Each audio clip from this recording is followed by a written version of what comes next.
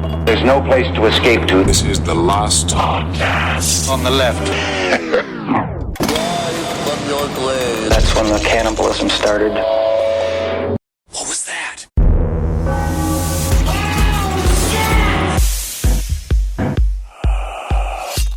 All right. Here we go. So right now, you may be stranded on the side of the road because, let's face it, you're a bad driver.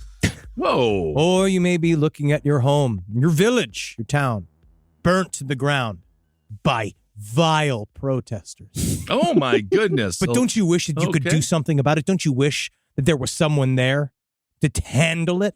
Yeah. To take care of it? I do wish there was someone to handle it and take care of it. I'm feeling really down. Curious, I see you are. I'm pretty curious. I'm feeling pretty sad. Yeah, that's very good. Oh, I have nowhere to go. Nowhere to go. Perfect. And we have just the 6'7", 330-pound empty space. Yeah. For the perfect. That's my size. Yeah. Welcome aboard, Clam. Whoa! He was the right amount of curious. Yeah. Curious. Welcome to the last podcast on the left, everyone. Curious Ben here with Marcus and Henry. You're curious, Ben. Yeah, Yes, so you're indeed. settling in with Curious Ben? I like Curious Ben. If I see a tree, I shake it and try to figure out what's going to fall out. Sometimes it's a cat. Sometimes it's a squirrel. Sometimes it's a lemon. Sometimes I just want to see what she looks like with no clothes on. Curious Ben. I'm a bit curious. It seems the area between my pockets is the most curious part of Ben. Well, that's a little offensive. All right, everyone. Today's episode and a series of episodes to follow, we're covering David Miscavige, of course, of Scientology fame. Yeah, coming for you, you tiny bitch. Whoa! Yeah, no, man. you guys are the exact same height. No, I tower over this dude. David Miscavige is so short. Towers are very... tower over this guy. David Miscavige is so short. How short is he? He has to go up on his wife, who's dead. She's dead in Big Bear.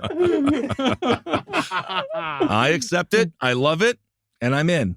Now, when we did our series on Scientology founder L. Ron Hubbard 6 or so years ago, we ended it somewhat abruptly with his death in 1986, mostly because what came next in the story of Scientology was far too large to broach. Yeah, apparently it's another 3-episode series worth of information. Yes.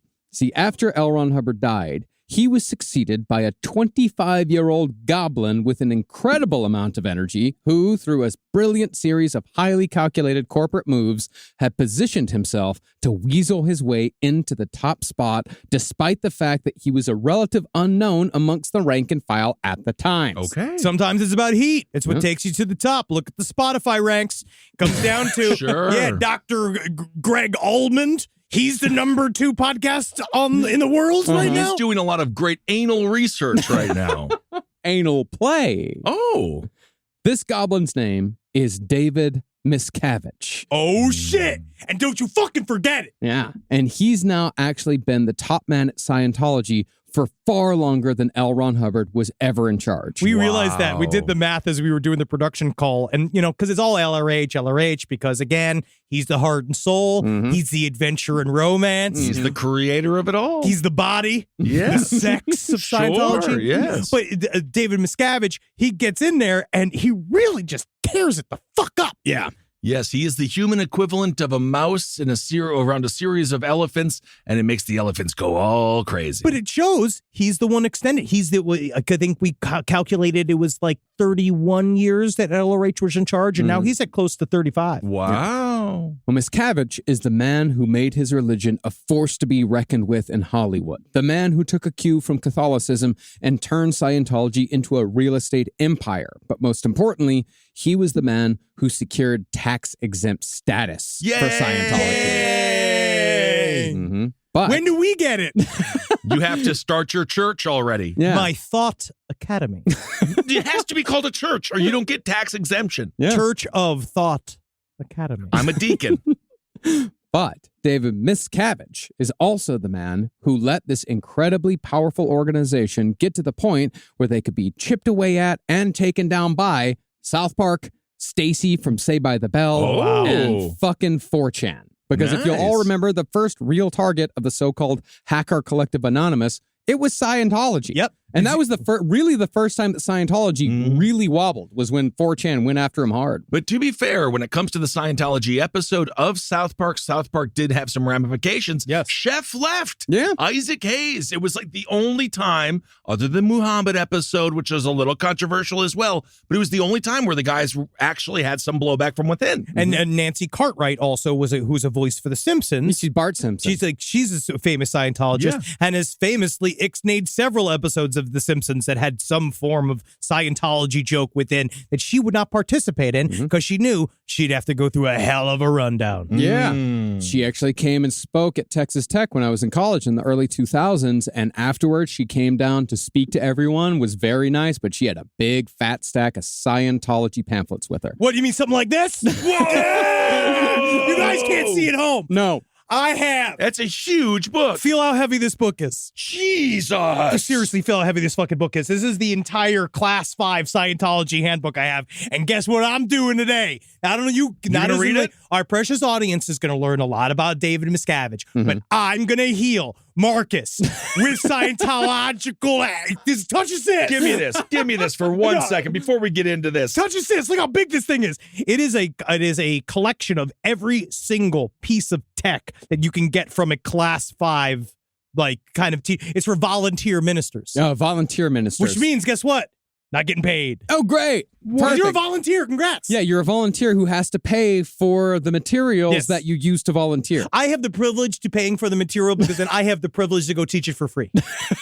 This is the most asinine view of drug use I have ever seen. They have a whole thing with drug. There's a section where it shows a guy doing cocaine with a full fountain drink straw, which I guess is very hygienic. Very much guess so. Yeah, you don't want to get too close to the table. All right.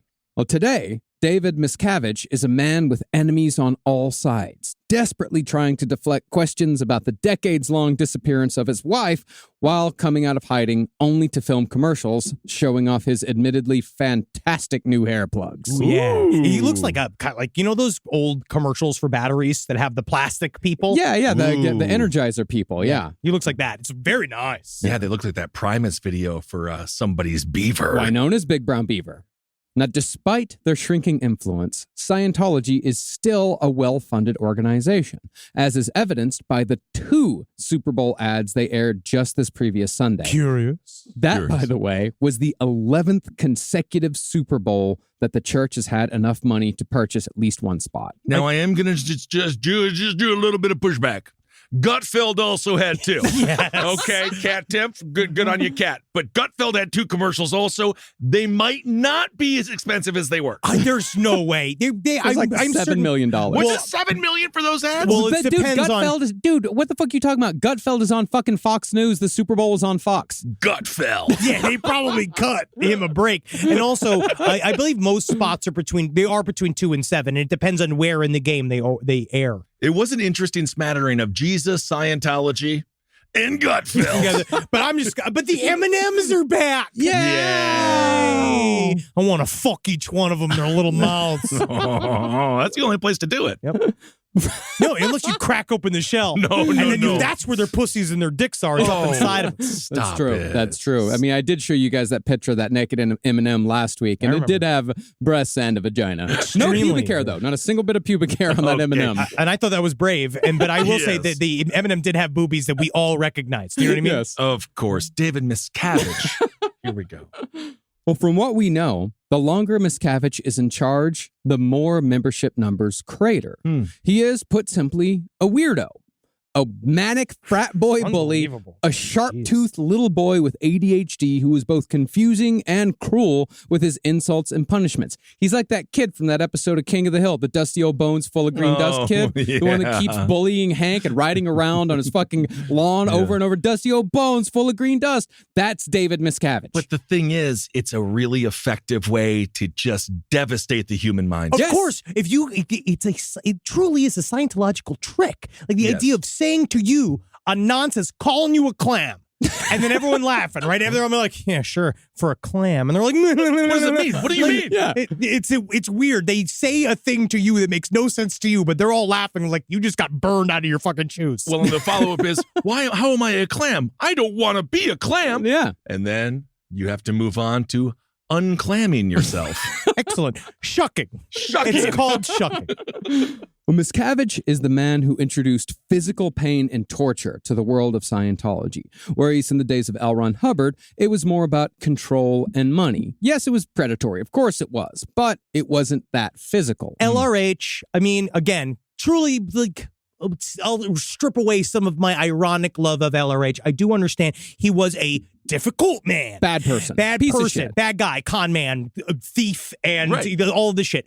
But within him... Creator of a religion. Creator of a religion, Yeah, yeah. But there's a part of me that, like I know for a fact that, yes, LRH liked control. But really what LRH really liked was his uniform, and he liked his hat. And his corgis. He loved his corgis. He loved being on his boat. He loved everybody calling him sir, even though he was bad at everything. He loved Right. all the trappings of being the leader, and then he kind of was like truly very kind of introspective and thought that like, oh, maybe in some way I believe in all of this that I'm talking about, and I can kind of tech my own way out of this. I can figure out how to do this. But David Miscavige was his violent hand, like a dying LRH had violence in his heart, and it reached out and it chose David Miscavige, and then David Miscavige became the fucking slapping hand of Scientology. So L. Ron Hubbard is still responsible for his own creation in Utterly. Scientology Yeah. and Utterly. Miscavige. Absolutely. And say what you will about L. Ron Hubbard, but the man certainly had what you'd call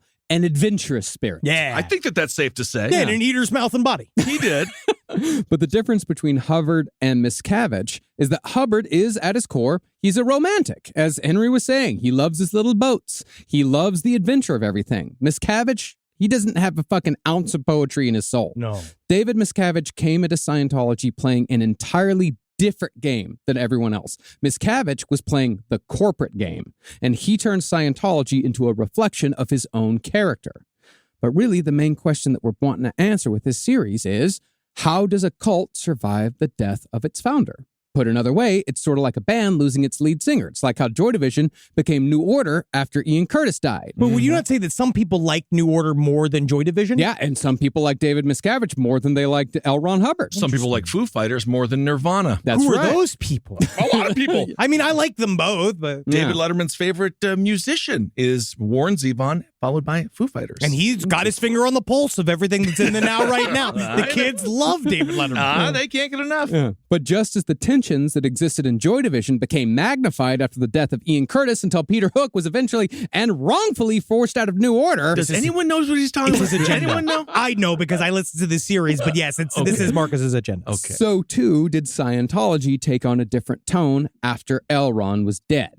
Speaking of a change in tone, when it comes to Scientology defectors, there are basically two camps. There are those who say that Scientology always has been and always will be a scam. That's one camp. But a scam that you like, that's just a game. Yes. And then, or if it's your lifestyle, and that's when you like it, but it's still a scam. Yeah, it's still a scam. You're still paying through the nose to play this game. Sure. But then there are those who still believe, even after they've left the church, that Scientology is real. They just believe that Miscavige came in and perverted L. Ron Hubbard's vision. Well, it's because they didn't go through the goddamn handbook and don't understand that it's about touching knees. And then I did read a whole thing, and I'm going to do this with you. Want to try this? Please do. How you can make somebody sober using Scientological tactics. Let's do it. All right. Because you showed up hammered. I saw how you drove. Oh, yeah. I'm absolutely hammered. Absolutely. Look at the liquid death. Uh-huh. Look at the liquid death. Yes. Look at the liquid death. Yes. Look at the liquid death. Yes. Look at the Waterloo. Look at the Waterloo. Okay. No, you haven't moved.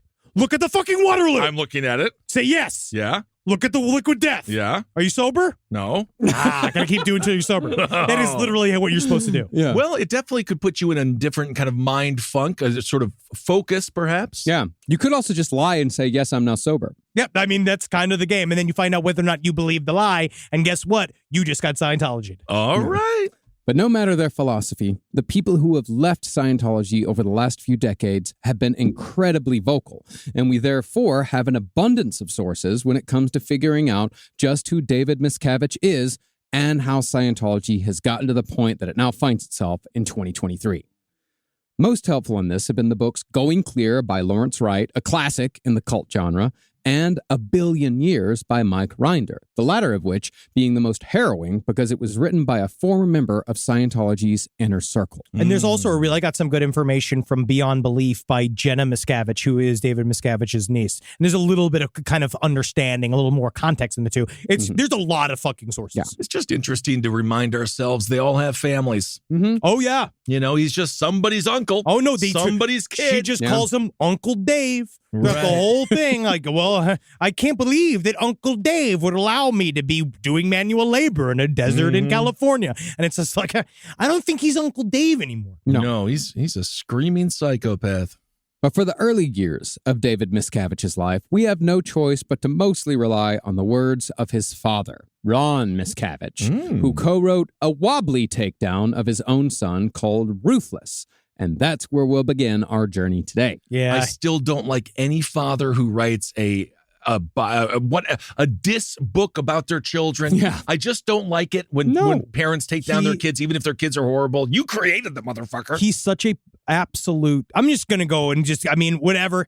We do believe here in the concept of rehabilitation. Yes, right? we do. We do believe at some point you should be able to work yourself out of the sins that you've done in this life so that you could move on and change and grow. Yeah. But Otherwise, why would anyone change and grow if there's no forgiveness? There's no forgiveness. But Ron Miscavige is a dumb piece of shit. Okay. And if you read this book, right, like a Ruthless just sounds like a cut from Grover's Corners. Like it's just like, I'm just a smoked down Scientologist. But it's the way he covers his own son is interesting because he doesn't go whole hog into ripping him to pieces. So because Ron if is he a does, Scientologist. Yes, Ron is what started the whole thing because Gotcha. Ron, all he wanted to do was play the fucking trumpet. Okay. And they was I'm from Mount Carmel. And it's called Mount Carmel. Yeah. And the pronunciation's with the car up front. It's not Mount Carmel. This is in a town made out of candy. Okay. It's called Mount Carmel.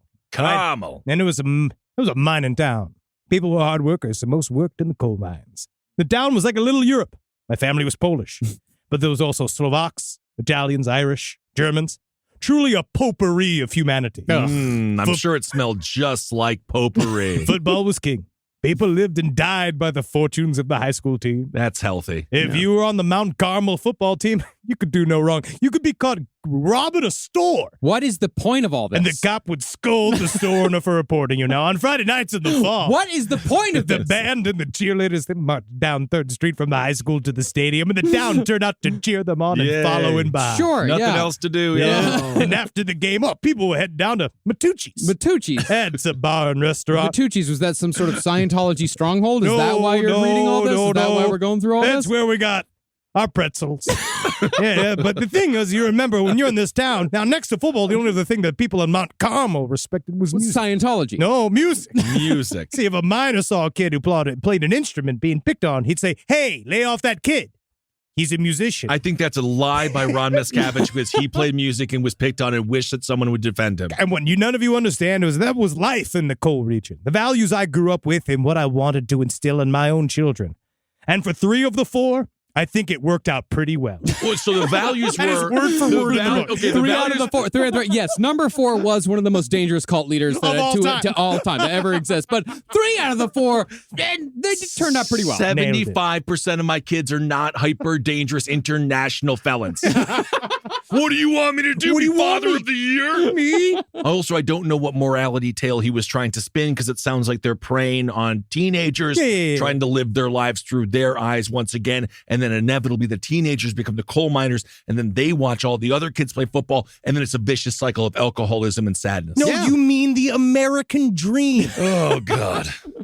David Miscavige was a twin, born April 30th, 1960. Whoa. Yeah. We're both Tauruses. Wow. Good job. Moving on. He was born to Loretta and Ron Miscavige in the suburbs of New Jersey. Loretta was a recent nursing school graduate, and Ron was a Marine vet turned cookware salesman. Regular middle-class family. Sure. Yep.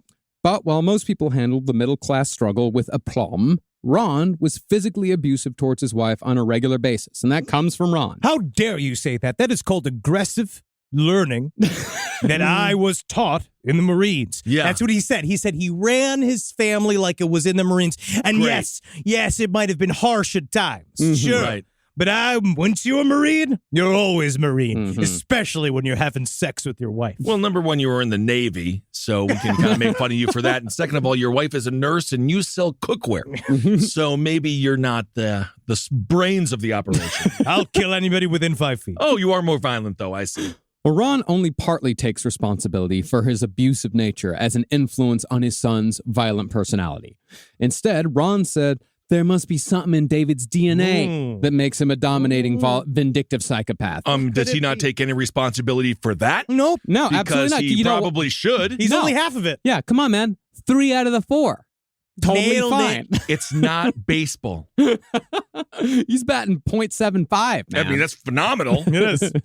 But when David Miscavige was a boy, he was mostly defined by his extreme asthma, which is what brought the Miscavige family to Scientology. See, Ron Miscavige was what you'd call a born sucker. Me? No. I was a Marine until I literally was born a Marine. Yep. He'd gotten pulled into a pyramid scheme called Holiday Magic that sold fruit-scented cosmetics and distributed leaflets that said that Avon salespeople, they're nothing more than goon squads. Yeah, man. You know how those God. Avon salespeople are. They need to be rounded up and put into camps. So he was even dumber than the Avon people. Yes. Well, he said that, like, it seemed like a no-brainer. Some people said it was a pyramid scheme, but I just said it was an idea that didn't properly take off. Holiday magic? It is now taught in criminal justice courses as the most obvious pyramid scheme in modern history. There's a lot of people say, I say it's more of a square business. Yeah. Wow. Holiday magic. Holiday Magic, yeah. And they sell scented makeup. Fruit-scented makeup. Cosmetics. Ugh. This one makes you smell like a cucumber, Barbara. This is really nice. Oh, yeah. Oh, you're really on that time of the month. You're going to want to smell like a pineapple. Oh, Barbara, I guess you must have used all that makeup that makes you smell like another man's cum. Oh, this is amazing. Wow. This is, it's almost like it is cum. That's just the mango. Well, what's interesting about Holiday Magic is that it was founded by the co-owner of a company called Mind Dynamics. Oh. Mind Dynamics was an encounter group that was a part of the so-called consciousness transformation movement, and their techniques of visualization and meditation have been closely compared to Amway, Est, and of course, Scientology. Oh, yeah. Sweet. My parents did a thing called KM, which was a very bad pyramid scheme that they were selling nutritious liquid, and it tasted very, very bad. And we just had boxes and boxes and boxes of that at our house. My parents even got a license plate that said KM's great. Oh, God. Nutritious liquid. It was really bad. It was so. If anyone knows about KM, reach out because it was isolated, I think. Yeah. Right in the Midwest. I don't know what the hell it was. Now, Ron Miscavige got immediately taken in by Holiday Magic's promise of an annual $100,000 return on fruit-scented cosmetics. Oh, yeah. You get $100,000 annually. He got Guaranteed. he got that straight pitch, and he's just like, they were like, a woman he met at a gas station said straight up, how would you like to make another $100,000 a year? And he's like, absolutely, sign me up. Just immediately. Oh my God, what a goober. Yeah. Well, him and 3 other, quote, distributors formed a, quote, corporate team that regularly hosted, quote, opportunity meetings. It's more of a triangle-shaped circumstance. See, this is like we live in the era of influencers, and yeah, that can be annoying, but this is the OG influencer. Yeah. This is worse. You actually had to go to their house, eat out of their shitty Tupperware My mom was before you realized that you were just in way over your head and about to get scammed. And the only way to get out is to mark a little box on a magazine and say, okay, I'll buy it. My mom was an Avon Goon Squad member,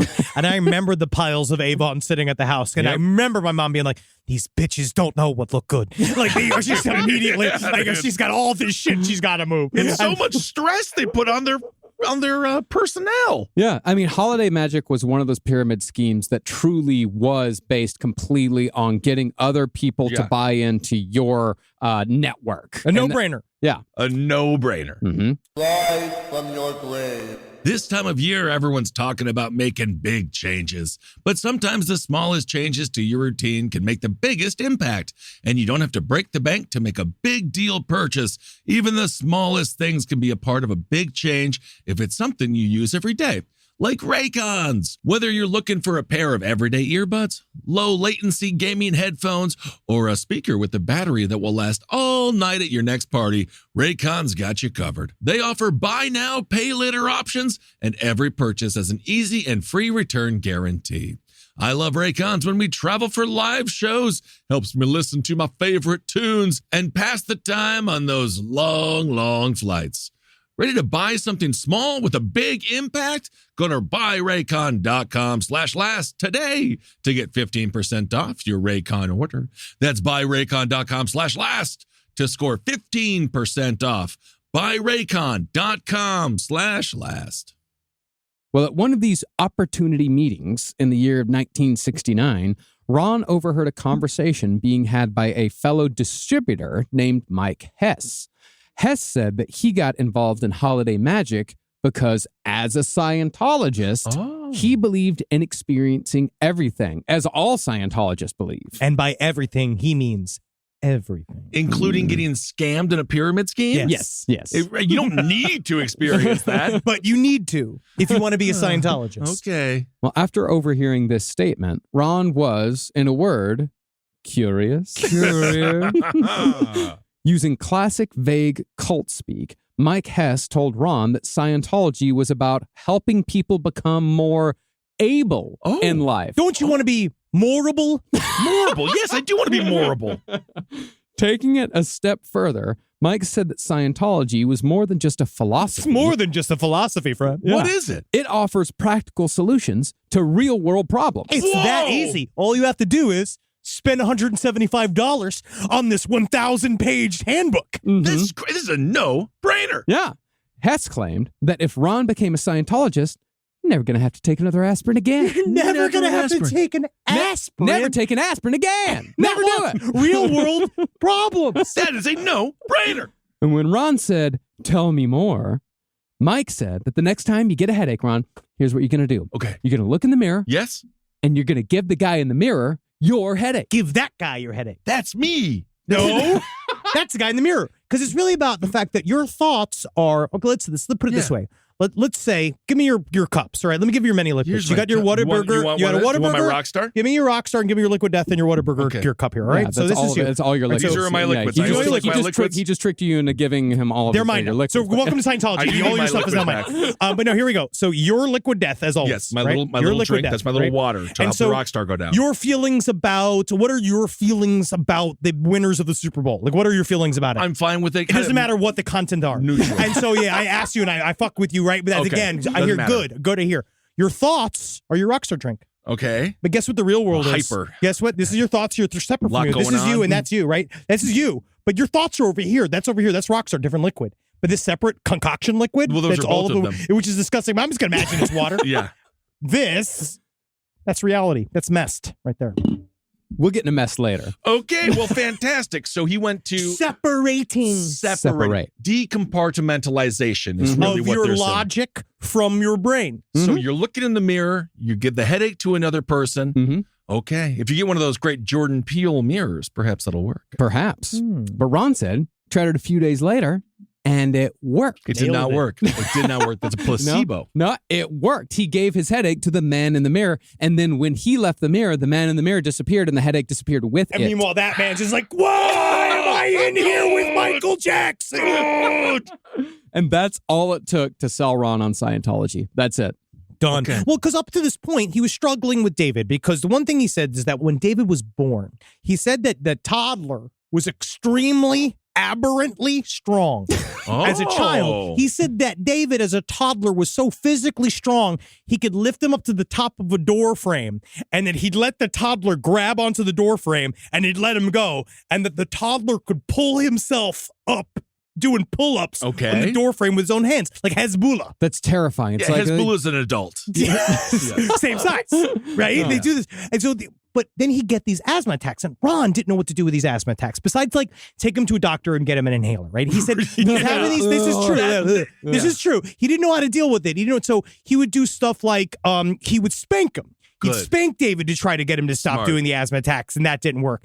And then he started doing this thing where he'd bundle David up in his arms and take him into a cold shower and do that to get rid of his asthma attacks. Because he said he was in his mind, Ron thought that the asthma attacks, he thought that they were in David's head. Really and smart. So then he started a thing where he said, well, maybe in order to cure him of his asthma attacks, what I've discovered is that every single time he's having one, I tell him to go into the garage and lift weights. And this is completely real. Yeah. So that David Miscavige would go out as a little boy, like between 5 and 9, and just lift pump iron. Okay. Every single time he felt like he was having an asthma might attack. get the blood flowing a little bit. But it's also probably why he's only 5'3". It's because he's been jacked since he's 5. Yeah. And again, I don't think that normally beats asthma attacks. No, I don't think so. I'm not real sure. I don't know. I'm not a pulmonologist. It might help the heart beat a little bit. It might offset some of I the... feel like I don't know. if I heard someone else do that, technically you have to call, like, the government, right? Like, if you heard someone doing that to their child, you have to call CPS. We're not supposed to lift heavy weights at that age. But you can lift little weights. A little bit. Little play school weights. You can lift little weights. You're supposed to lift heavy weights at that age. Now, as I said, Ron Miscavige was a fucking rube.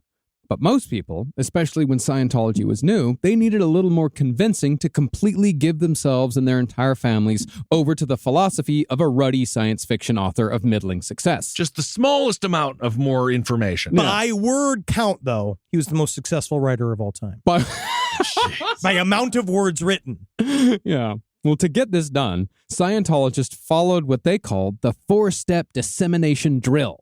First, you got to make contact.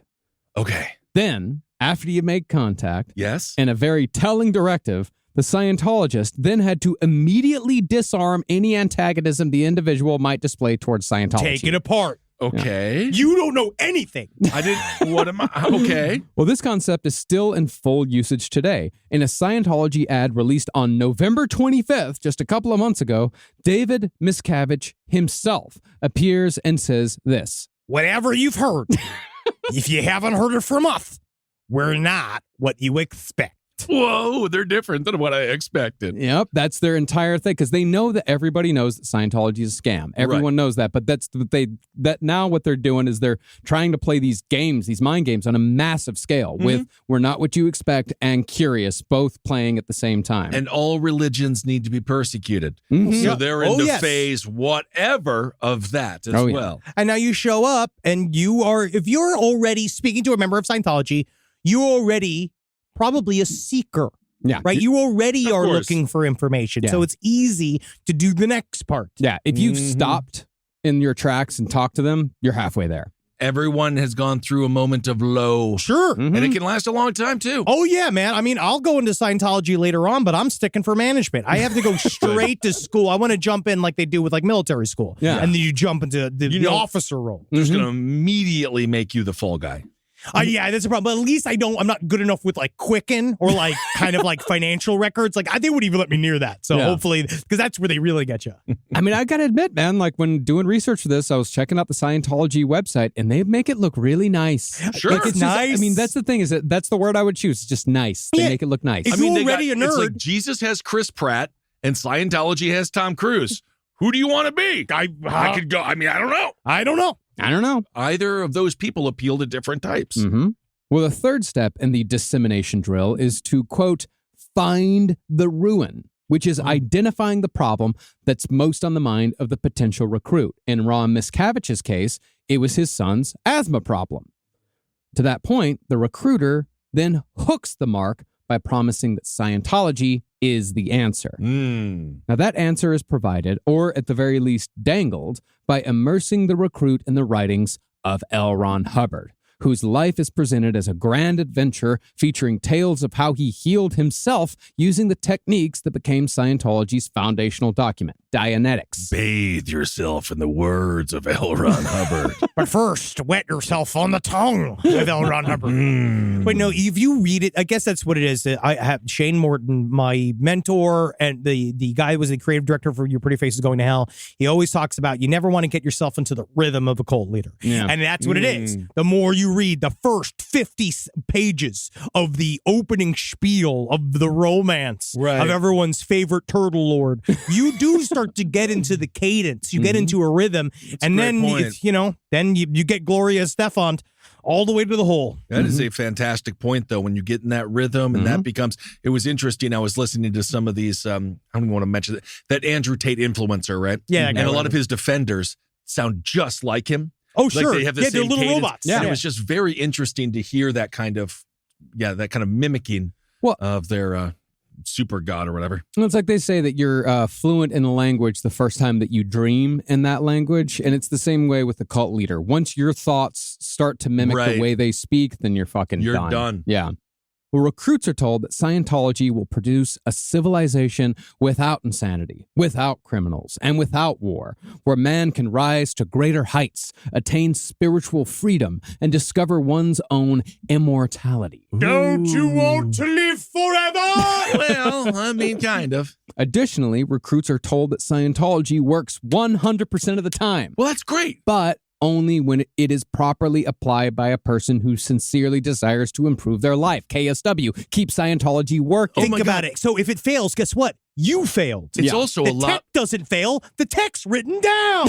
You see this failure? No. This tech is right here. It's right here in my goddamn ass. It can't fail. It's written right here. I agree. It's also the same base of thought with Nutrisystem. You're the failure. You're the failure. You're failing Jenny Craig right now. Oh. Well, put another way, recruits are told that Scientology only works if you give yourself over completely and question nothing. I mean, that's how we got half the employees here. That's perfect. And honestly, I really want to thank that's them. true. I want to thank them.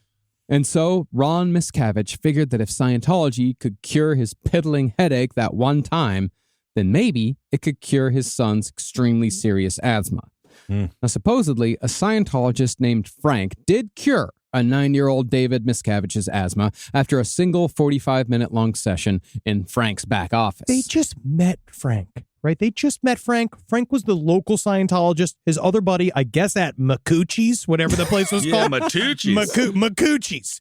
I'm going down Macucci's house. All right. But when they met him at Macucci's, he was just like, all I do is fix kids. And then he was like, boom. He's like, Scientology, bib, zip, zap, zap. We're going to do this. We're going to get it done. And then he did probably a touch assist, which is legitimately there's a whole diagram in here, how to properly massage illness out of people. And guess what? You do start. And of course, you always lay a strange 9-year-old boy down on a cot in the back room of your office. And you always want to needle him from the top of his butt to the top of his head and back and forth and back and forth and back and forth until he doesn't have asthma anymore, or at least until he says, please, for the love of God, you old man, please stop touching me. Yeah. I don't have asthma anymore. And I'll say whatever it takes to assist you in not touching me. I think I may have met a Frank or two in my life. Well, from what Ron Miscavige said, his son never had a serious asthma attack ever again. Now, this is, of course, a lie. Or it's at the very least a massaging of the truth. Excellent. Because it's important to note that Ron Miscavige remains an ardent believer in Hubbard's vision of Scientology. He's left Scientology, but he still believes in Scientology. He believes that his son ruined everything, but he still thinks that the tech is 100% real. Yeah, to be fair, it's like when your kid takes over, you're like, I know you. So it would be very difficult to just follow your child as he's got. Well, he just let it all go. But yes, the book has a deeply hard time letting go of our LRH at all. But nevertheless, this supposed curing of his son's asthma was enough to convince Ron and his wife to give their lives over completely to the church.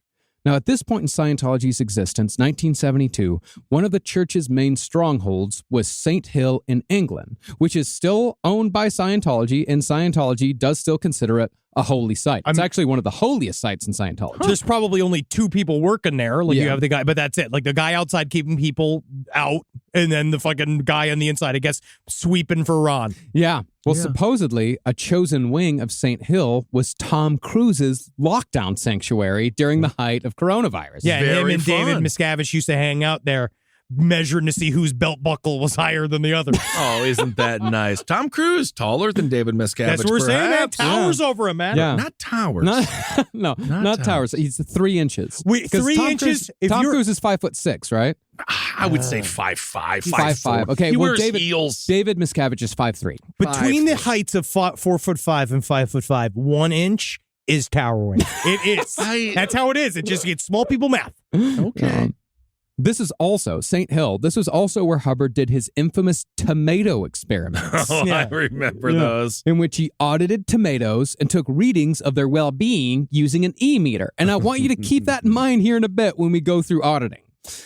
But by 1972, Scientology and Scientologists were banned in England. So anyone traveling to St. Hill had to smuggle their e-meters and their L. Ron Hubbard novels like they were trying to sneak drugs over the border. Man, This is why you really can't ban things, because it makes it too cool. Yeah. that's the idea. If you got to go covert with it, it makes the religion stronger. It's contraband now. It is. But despite England's hostility towards their beliefs, Ron Miscavige, looking to rapidly progress his family through the church, he pulled his kids out of school and moved the entire family across the ocean to St. Hill for 15 months. Just think about that. Wow. Think about the fact that he just met a man named Frank who gave his headache to a man in the mirror Oh, my God. and then massaged the butt of his son until he stopped fake sneezing anymore. And now Right. you're going to move the entire family to England from Mount Carmel so that you can have them all directly in the bosom of a brand new religion. Yeah, Is it to possible- England where your religion is illegal. Isn't it possible that Mount Carmel was How dare actually you? How dare you? Ron, hear me out. Maybe your town sucks and you want any reason to get out of it. No. And you found it with Scientology. No. And you like to watch the Friday night football games. He wanted to play his trumpet. Yeah, You can do that anywhere. But Scientology, remember, Scientology is actually above synonym when it comes to jazz musicians. Scientology is full of jazz musicians. Chick Corea. Chick Corea was number 1. Chick Corea, yeah. And remember the Scientology jazz record that we played during the L. It's surprisingly good. But like the interesting thing with jazz is it's all about editing. But Scientology, What? as it's written, it's not at all edited. It's about the notes you don't play. You're talking about editing in their mind. Editing in their mind. Yes. Yeah, but sometimes jazz is all Scientology about letting go. No edits. Actually, No. most of the time jazz is about letting go. No edits, man. I know this. I watched the Ken Burns documentary on jazz, and it's about the notes you don't play. Yeah, I like it when it's backwards. Zaj. Yeah, Then it's it's just that. where it's just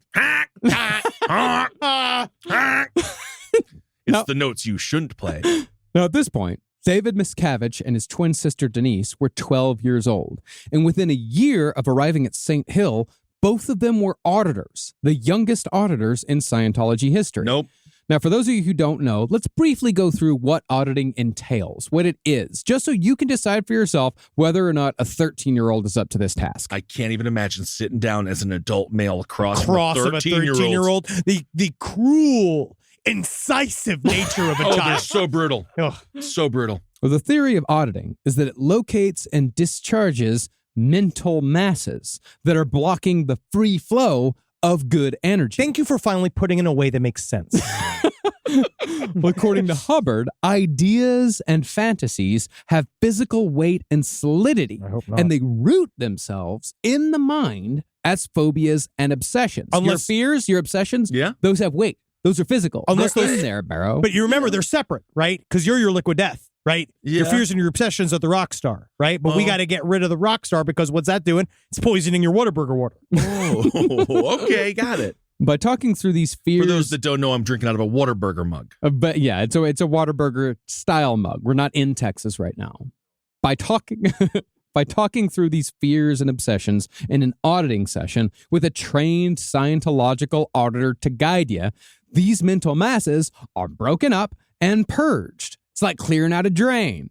Got you. I mean, you do feel weight when you're depressed or, anxious. It does feel like a weight on you. That's all what you that. do A weight is- is lifted off my chest. A weight is lifted off my shoulders. These are things that we're used to hearing, like that is the thing about Scientology. It takes that little thing that you do have some relation to and it blows it out into something huge. And then you also understand, but there's certain things, right? Because most human beings immediately feel better when you sit and talk about yourself for a while. Mm-hmm. So that's one thing, kind of like how they say, it's actually, yes, you're addicted to the nicotine with cigarettes, but the relaxation part of it is the act of taking a deep breath, which is what we don't do as often in American society. And now Marcus can't breathe. And now he can't breathe. Unrelated reasons, but I can't breathe. Yeah. What they do is they put the cans in your hand of the e-meter and then it jumps back and forth. And then what they do is infer meanings to the jumps in the e-meter from the words that you say. But even the e-meter's technology means nothing. Well, that's the thing. I'll just go with the tarot cards. Yeah. It is. I like the tarot cards better. Because the e-meter stuff was invented by a guy named Volney Matheson that Elron took it from. Yes. And again, it's just charges. It just bounces. Well, the e-meter is how they sell Scientology as science. Right. The e-meter, it's a little machine that measures those negative mental masses that I was talking about. I have one headed to my house. An e-meter, really. Oh, we're getting this whole fucking ship in line, my friend. Fantastic. Well, these masses are detected by little sticks held by the oddity. The oddity, by the way, is called a pre-clear. Get that straight. Yeah. I got it. Pre-clear. The pre-cum of Scientologists. Yes, correct. Can still get you pregnant. Absolutely. If the needle moves to the right while the pre-clear is holding the sticks, the resistance is rising, which is bad. Oh. But if it moves to the left, the resistance is falling, which is good. Star Wars.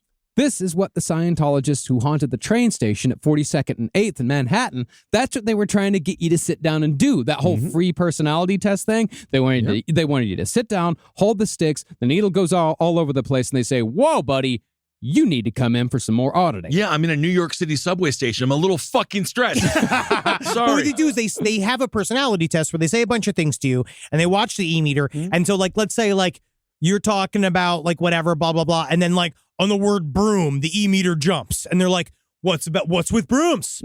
What's with brooms? It's like, that is the thing. What is it about brooms that you don't like? What is it about brooms that you are, being affected by? I mean, honestly, that does make me think of the old wives' tale that people used to jump off the refrigerator with a broomstick in their ass, and then they would die. What? Do you remember that? I have What the fuck are you talking about? I don't know. Maybe I it was happened one time. Maybe it was a Stephen It is Wisconsin a story. It is a story that did happen. This did happen to somebody. We covered No, a it round never table of happened. gentlemen. Yeah, but it's not an old wives' I don't tale. think it ever actually happened. Oh, it was when I was a child. I think it was homophobic. Off fridge with broom In up buttocks. ass. Up This is gonna be ass. great. Okay, This is in gonna be great. buttocks. Broom death. This is from Snopes. Did a co-ed die? It says here it's a legend according to Snopes. A co-ed That's what I'm fatally saying. skewers herself while masturbating with a broom hand. It went all the way to Snopes. It's a legend. It's a wives' tale. It is. Honestly, it is like Paul Bunyan. It is. Well, that's the thing. If the pre-clear gives an answer during auditing that makes the needle jump to the right, then the subject of that answer becomes an area of concentration. Like Henry said, you say broom, it jumps, oh, let's concentrate on brooms. But the thing is about that is that the auditor is just going to fucking hammer away at the subject until they find something. Because you can keep playing word association until you find a bad feeling. But then the auditor keeps hammering until they're satisfied that they've drained the pre-clear of the troubling experience or feeling. Basically, you talk about it until you feel better again. All right, I admit it. I indeed have not seen a broomstick I have not shoved up my ass. Yes, indeed. I enjoy it. Good. All clear. This is also where overts and withholds come into play. We're going to get into a little bit more terminology here. God, just keep your fucking hats on. We have most of these books come with a glossary that we should put out. Yeah. We should put out one of our glossaries that people can get more Scientological terms in their heads. We've had our team build a pretty goddamn good glossary for us over the course of this series. But isn't that also a component of the search and the fun aspect of it? Sure. Right? Because you're like, ooh, what's that word mean? And you And go the look it idea, up, well, and you you're get talking about all in. you're talking about the ultimate torture of Scientologists, which is about the misuse of words. Yeah. And how that is an MU is one of the worst things that you can do in Scientology, and you are supposed to travel everywhere with a dictionary in your pocket. Wow, a misuse? That's an It's MU? it's misdoing a word, is missaying a word, misunderstanding a word. Mm-hmm. If something bad's happening in a pre-clear's life, then it was because they'd done something bad that does the least good for the least number of people or the most harm to the greatest number of people. They have committed an overt. Well, they actually get a third heart like Dick Cheney, but that's okay. But if they didn't admit to the overt immediately, they were then committing a withhold, which is keeping a secret. And that withhold combined with the overt, that's what's causing your unhappiness. Yeah, not your body, not the way that you eat or No. all the things that you've done. Okay. You're a clam. Yeah. And you made clam problems back when you were a clam. So- and now you're suffering from your clam problem. All right. So it's because they did something wrong. They're not acknowledging it and they're not doing anything to fix it. So they're upset. But you see, again, this is base level before we understand it's not even you, it's your thetans inside of you. And eventually you have to figure out how to talk to your thetans and release those overts and withholds from your thetans inside of you. Mm-hmm. Well, I'm actually going to go catch my train. It's been great to be here. I'm happy I stopped for the You're free stressed. cookie at the Subway. You're stressed. I am stressed. I've got to get to fucking 54th Street and I've got to fight an entire mob of Santa Clauses because it's SantaCon. Ah! Well, in Hubbard's view, overts and withholds were the sole reason for all bad conditions and experiences. So constantly purging oneself of all overts and withholds was a necessary part of the auditing process. This, of course, is how Scientology collects blackmail. Because you say all of this shit and you don't understand that it's kept in your KR until you start going into the OT, and then all of the shit you said before comes up again and you got to re-release it all again. And can you explain what KR is? We'll get into it. Yeah. Fantastic. Basically, it's just every secret you tell them goes into a file, and they keep it. Your ethics file, your Mhm. case. Rise from your grave. You ever want to try to sound professional? All right, just try to sound professional, and it's extremely difficult. So what do, right? Me? Use periods. It's declarative sentences. It seems professional. It's perfunctory, right? It just delivers a message and information, and then you walk away from it. But what I find is that when you leave a period with being like, we'll talk about this in the meeting next week, period, right? And you send that to somebody, a lot of times it sounds like you're about to read them the filth, which is why you need Grammarly, right? Because when it comes to work, communication is key. Even if you don't have a quote-unquote writing job, because all jobs require writing unless you're a mime. Grammarly's Premium's advanced tone suggestions help you communicate confidently and reframe your words to be more positive and productive, right? It makes you say stuff like, isn't that fun? And gee willikers, I can't wait for the deposition. Reframe negative language to be more solution focused so you can better collaborate with your team, coworkers, and clients. I'm going to come over there and kill your family! Exclamation point. I'm going to come over and kill your family. Seems cute. Seems fun. The right tone could move any project forward when you get it just right with Grammarly. Go to Grammarly.com/tone to download and learn more about Grammarly Premium's advanced tone suggestions. That's GRAMMARLYDOT.com/TONE. Now, the ultimate goal of auditing is to emancipate the Scientologist from the laws of matter, energy, space, and time. MEST. You know, he said MEST Yeah. before. That's what MEST is. You know what? That's a lot to emancipate a person from. Oh, yeah. Because they're pretty persistent. Yeah, the whole biological thing. And if you're still all fucked up with your MEST, then you're pre-clear. But if through auditing you cleanse yourself of your MEST, your obsessions, your fears, your irrational urges, you will then and only then become clear.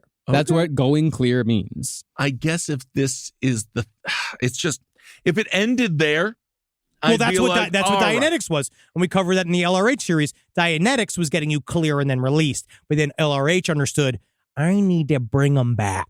Yeah. How do I keep Money. them back in? And then what you do is Right. you turn it into a spirituality. You create the idea of thetans. And then OT, once you get past clear, the OT levels are all about doing all of these same processes, but with the little ghosts that live inside of you. Because really, isn't this it's just got a little props, but it's just the same as Catholicism or, You mean made up? Like completely, totally just fictional, and Yeah, that certain things have a placebo-like effect. Yeah. But then the rest of it is just absolute arcane garbage, and then fucking like full like punishment systems. Yes. Well, it does help when you did something wrong and you want to like talk to somebody about it and all those things. But then Catholicism is like, and now you got to go down this road. Evangelicalism takes you down the whatever path. Sure. And then here, they just wanted to sell you more books and stuff. Yeah, they were excited. I mean, the difference is that you could technically be a Catholic and never pay a dime your entire life, and you still get the Catholic experience. No. You gotta pay. You don't Yeah, have to. I mean, that's You a really gotta good. pay. Well, it's I could secular go- Catholicism. Buddy, It's true. I'm telling you, there's no. yeah, it's like when you go into one of those restaurants where it's like, it's free, donation only. You don't tip and you get a sandwich. My friend, people are going to judge you. Catholics don't they're really gonna want you. They're going to judge you, but you could still do it for free. Yeah, you could still do it. Truthfully, Catholics don't want you. They don't really want you. It's Yeah. everybody. Capital C Christians want you, but Catholics think that none of you are good enough. Yeah. And the only people who are good enough are the pedophiles we put superhero uniforms on. There you go. Really powerful, really powerful. Evangelicals, you better fucking tip. Yeah, you better. But as far as David Miscavige's wonderkin status in Scientology went, he was made an auditor at 13. All that shit that we just talked about, he was 13 years old with all that power in his hands. And he was clear by the age of 15. And even though there was a lot of people trying to stop him from being clear, there were several people saying, like, his reports are actually coming back, like, highly disturbed. And they're all like, one guy actually wanted to straight up, like, blow him. They wanted to get rid of him. They wanted to, like, Yeah, we're going to get to that here in a second. We're going to get in that full story. But this served to instill in David the idea that he was an incredibly special person in an incredibly special group. But David also had obvious emotional problems. what are you talking about? It's unbelievable. Yeah, he seems so calm and put together. According to one former Scientologist named Hubbard Scott, who was tasked with watching over David when David was a young teenager, David apparently had episodes caused by what they called asthmatic seizures, which, if true, means that David Miscavige had both asthma and epilepsy. Seems though this probably isn't true. No. From what it sounds like, David Miscavige may have simply been emotionally disturbed and violent from a fairly young age. Every time I saw the word asthmatic seizure, I now understood they meant weird temper tantrum. Yes. Everett Scott was told that when David had an episode, do not touch him because David gets very violent and beats the hell out of you if you do touch him. That's healthy. He was like this out the pussy. He Wow. was slapping and hitting and was a little, I don't know, he was a tyrant. He's a goblin. Tasmanian devil. He's a fucking Yeah. goblin. Well, I feel bad for that little twin in there who had to share the womb. Mm-hmm. You just Probably get used to it, exhausted. though. You just get used to it. Scott also remembered that when he was watching over David, he saw the kid take off his shirt in preparation for a shower, said that David was so bizarrely and disturbingly buff that he looked like a 13-year-old Arnold Schwarzenegger. I could see it. He was like a cut child. Yeah. And Yeah. that's disturbing. It's a cut- weird. A cut 5'2" child. Yeah, little Hercules. Yeah. Remember that kid? Oh, He was yeah. full of drugs. Yeah, I remember him. It's very creepy. He's devastated now. Yep. Now, Everett Scott was one of the first people to notice that there was something wrong with young David Miscavige. Despite being held up as an expert auditor at 13, David didn't seem to know how to audit, and even said that auditing was for weaklings because he was already clear from a past life. He understood the game immediately. Yes. Where he's just like, you see, I have visions of a past life, just like LRH did. LRH Yeah. traversed the van. Remember when he went through the radiation belt Mm-hmm. around the moon? Of Like course. he sent his mind there. He sent his mind into the past. He immediately was just saying that stuff as a 15. He was like, well, actually, I looked into my past and I've been clear. Yeah. And they're like, that's incredible. Yeah, Wow. This kid's amazing. Yeah, he's a brilliant little sociopath. Okay. But Everett Scott, he wasn't buying it. He filed what's known as a knowledge report against David. Uh-oh. But it seems like someone had a vested interest in David's advancement. Sounds like they needed a wunderkind. Apparently, the Scientology magazine was writing an article about the youngest auditor in history, little Davy Miscavige. And Scott was simply complicating matters. Oh, yeah. He was getting in the way of history, my friend. Uh-oh. It's kind of like how LeBron James was like, Touted picked, very young. like at 15 years old, like he's going to be the king of sports. They did it with David Miscavige, where they were like, he is the guy. And it's weird because you had a bunch of other guys that were very much sure they were the guy. And then Yeah. all of a sudden a 15-year-old shows up and he's terrifying everybody into believing him. LeBron made him pick him because he was the best. He was Yep, the best it was basketball different. player of all the eras he played in. But I wonder if Miscavige truly was the best. Well, Was he the best at playing the game in Scientology? Yeah, I think so. what I see it as is that instead of somebody, like, I don't think he was kind of anointed. I think he was picked as a guy. Yeah. Like, I think there's like, okay, we need like a wunderkind. We need like some sort of prodigy here.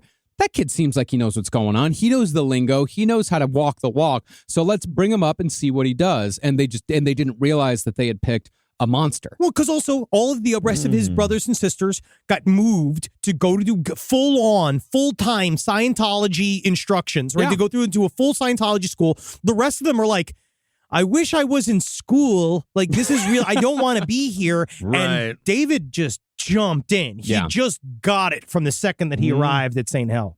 Nevertheless, Everard Scott continued filing knowledge reports on David Miscavige to the ethics office because he was also a strangely misogynistic little boy, where he'd say like, "Goddamn, these goddamn broads, they don't belong in Sea Org. They don't know how to audit. These slits don't know how to break me down." And he was intense. There, I remember he said that one of the shocking things he saw. So one of the things they do in Scientology is that they teach you a lesson and then they do it super abstract. Where they're like, "Now build the lesson that we just taught you, but represent it in clay." So you go and you take all the things you just learned, you're supposed to make at least, and then they watch David as a 15-year-old walk down and just go, flunk, flunk, flunk, like just flunking a whole table of adults that are sitting here making clay figurines, trying to represent the fake shit that they all just got taught. And then he understood, I just fucking put all of these people in their place and everybody loves me for it. Absolutely. Well, maybe they weren't making the best clay products, were they? They obviously sucked. They really may have. They're being suppressive. Yes. That's the thing. When Everard Scott was called into the ethics office to discuss all of these knowledge reports, he thought, finally,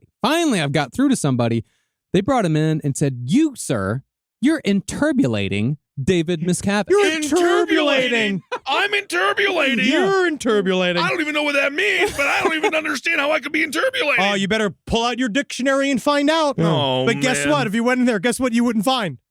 Interbulating. It's a new word? Yep. Just made it up. Yeah, L. Ron Hubbard created the word interbulating. It means to upset someone, to impede someone. I mean, I love the word, to be honest. We talk about it. We love it. Interbulating is a great word. You're interbulating me, and I'm not going to sit here and stay. I'm not going to sit here and take that interbulation from you. It's incredible. We can add it. Words are, I mean, they're all made up. Yeah, of course. Interbulation, we'll take it. Yeah, but instead of backing down, Scott, he stood by his guns. He said, "This kid is an SP, a suppressive person." Whoa. It's the worst thing that a Scientologist can call another Scientologist. They don't use that word lightly, especially not in 1976. Wow, it sounds like he's really interbulating it. Well, they said that David Miscavige was actually outside listening to Everard Scott. I'm sure he would guarantee it. Yeah. Curious. Yeah. But when he used the word SP, like David Miscavige was smart enough to know, like, I got to back off from this guy. I have got to let this guy, I've got to put as much distance between me and this guy as I possibly can. At 15. At 15. Wow. And so David Miscavige just disengaged and kept climbing up the Scientology ladder uninterbulated. It's a smart decision. Mm-hmm. By 16, David was done with secular life. He announced that he wanted to devote his life to L. Ron Hubbard. Technically makes David Miscavige a high school dropout. Most of them were. Most of the heads of Scientology were high school dropouts because they didn't believe in high school. Well, I mean, so was Kanye, and he's fine. Yay! Yay! Self-educated. But as far as David was concerned, he was on to greater things because in 1976, he joined Sea Org. Come on, boys. We're going to show. There it is. Also, I believe college dropout was the reference that I was trying to make. Thank you. But now he's in Sea Org. Yeah. Basically, Sea Org is like the Vatican of Scientology. Sweet. It's where the highest ranking members serve, and that's where they make the decisions that affect every Scientologist. It's also where they make the decisions that affect non-Scientologists. It's also, it's changed over the years because some people, like, it used to be the elite, and then it turned into those that work the hardest. It turned into our free labor world, and then that got bumped down to the RPF. So then Sea Org became it's strange because they both are like the most slave-like members of Scientology, but they also, the high rankings of they're both like the lowest class and the highest class all in one. Well, it's basically, that is where Sea Org is where Scientology truly becomes a cult. Okay. Like even outside of all the... It's where the billionaire contract is. Yeah, all the fucking Scientologists that are coming in and out of celebrity centers here in LA that are paying their money to get pre-clear and do it, they don't even know they're not even a part of Scientology. Not really. They're just... they have subscriptions. Yeah, your butts and seats. Yeah, but the people in Sea Org, they're in a cult. Ooh. What's an RPF? Don't even please. bother. What? Don't even bother with this raw meat over here. Oh my God, you're being imbustuous. What is it called? Imbustuous. You can say that. Wow, You're yeah. being goddamn imbustuous. Yeah. Now, Sea Org, it's a naval. No answer. No answer. Oh, well, we'll see. We'll find out if he finds out. Okay. Now, Sea Org, they are a naval organization, but not everything in Sea Org necessarily has to take place on a boat, although boating is certainly a part of Sea Org. Well, Okay. boating lifestyle. Because once the boat became permanently, I'm not going to say grounded. Uh-huh. I'm going to say docked. Yeah. Because the boat used to be called Flag, right? Then it got parked in front of the Clearwater organization building, in which is Florida. now Flag. Yeah. They parked it there, so that's there. And then they can't move it anymore because they don't have enough people to man it anymore because it's a giant, massive super yacht, big right? boat. Yeah, Yeah. So Sea Org is a frame of mind, much like it's how about hats. Margaritaville isn't a place; it's an idea. Yes, it's a thought virus. Okay. Now, once David Miscavige dropped out of high school, he was sent to Clearwater, Florida, the Yay. global headquarters of Scientology. One of the most bizarre places I've ever been in my life. Yeah. You're welcome. When you go to the Scientology headquarters, when you feel a building is empty, Yeah. you feel like the headquarters are completely empty. You feel like everyone that's on the property is outside watching everybody that's looking at the headquarters from across the street. Weird. And I've they done- follow you to your car. Oh, nice. Well, that's nice to get that kind of courtesy walk. On the channel growing up in Scientology, I learned a lot about how a lot of these centers now truly probably have 2 or 3 people working in them. Yeah. Wow. There in Clearwater, David was named a member of the Commodore's Messenger Organization, the CMO, which is a bizarre paramilitary wing of Sea Org that was at this point made up of terrifying children. Oh, yeah. Because Children army. LRH understood that the kids are the future. Yeah. And you got to indoctrinate them while they're children to get them in it. And yes, was a lot of the Commodore's messengers, little girls putting clothes onto LRH because he didn't have the proper dexterity of his fingers anymore because he was dying of various, I think he had the most advanced case of gout that anyone's ever had. He had he had phantom toes. He did not know where his fingers didn't work. So he'd have them dress him and stuff like that. Yeah. Well, But he good. wasn't a squeezer. I don't think he did any lick or touch her at all. No, I don't think so. Not from our episodes, No, anyway. not that anyone can tell. Okay, well, that's a benefit. That is good. Yep.